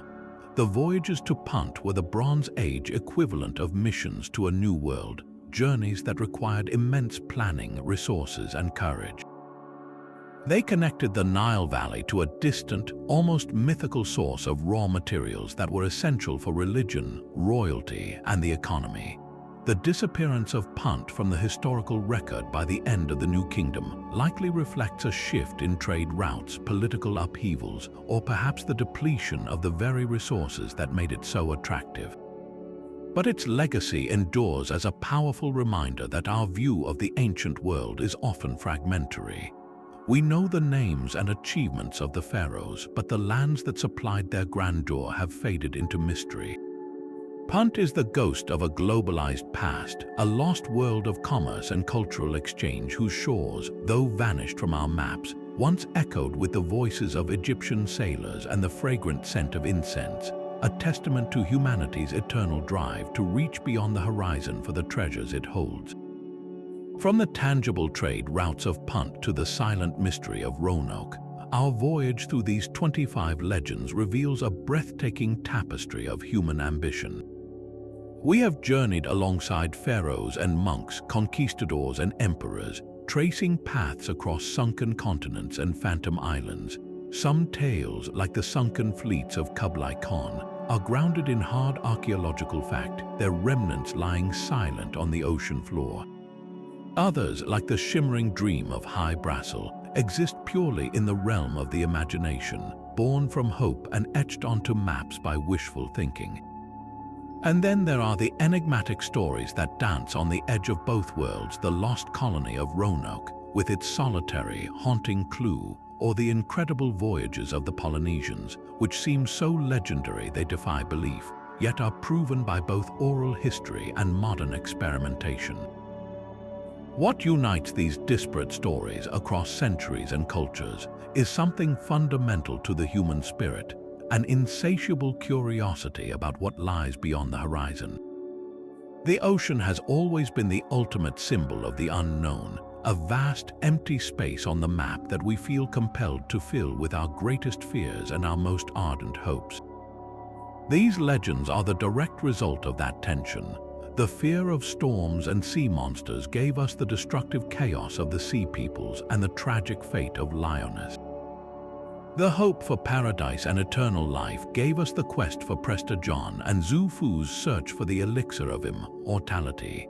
Each story, whether ultimately proven true or false, began with a simple, powerful act, the decision to point a ship toward the emptiness and sail. Perhaps the most fascinating aspect of these narratives is how they demonstrate that history and legend are not always opposing forces, but often partners in a single grand story. The tale of Jason and the Argonauts may be a myth, but it likely contains a kernel of truth about early Greek exploration in the Black Sea. The biblical account of Tarshish, a land of unimaginable wealth, finds a compelling counterpart in the very real, metal-rich kingdom of Tartessos in Spain. Even the most outlandish stories, like the theosophical legend of Lemuria, began with a genuine scientific puzzle about the distribution of lemur fossils. This blurring of lines reminds us that our ancestors were not merely recording events. They were storytellers weaving their observations, their beliefs, and their wonders into narratives that gave meaning to a vast and often frightening world. These legends are not lies, they are a different kind of truth, reflecting the values, anxieties, and boundless imagination of the cultures that created them. As our ship now docks and we step back onto the familiar shore, we are left with a profound appreciation for these explorers, both real and imagined. They challenged the limits of the possible, expanding our understanding of the planet one perilous voyage at a time. Their stories, filled with courage, hubris, wonder, and tragedy, continue to captivate us because they speak to a part of ourselves that still yearns to discover. They remind us that every map, no matter how detailed, will always have its edges, and beyond those edges, there will always be room for one more legend. The oceans may be mapped, but the human capacity for wonder remains as deep and uncharted as ever. Now we want to hear from you. Which of these 25 legends captured your imagination the most? Was it the high-tech paradise of Atlantis, swallowed by the sea, the silent, cryptic mystery of the Roanoke colonists? Or the stunning, real-world navigation of the Polynesian voyagers? Let us know in the comments below which story you'd love to dive even deeper into. And if you enjoyed this journey to the edges of the map, make sure to subscribe and hit the notification bell, because there are countless more historical mysteries waiting to be explored. Until next time, keep looking beyond the horizon.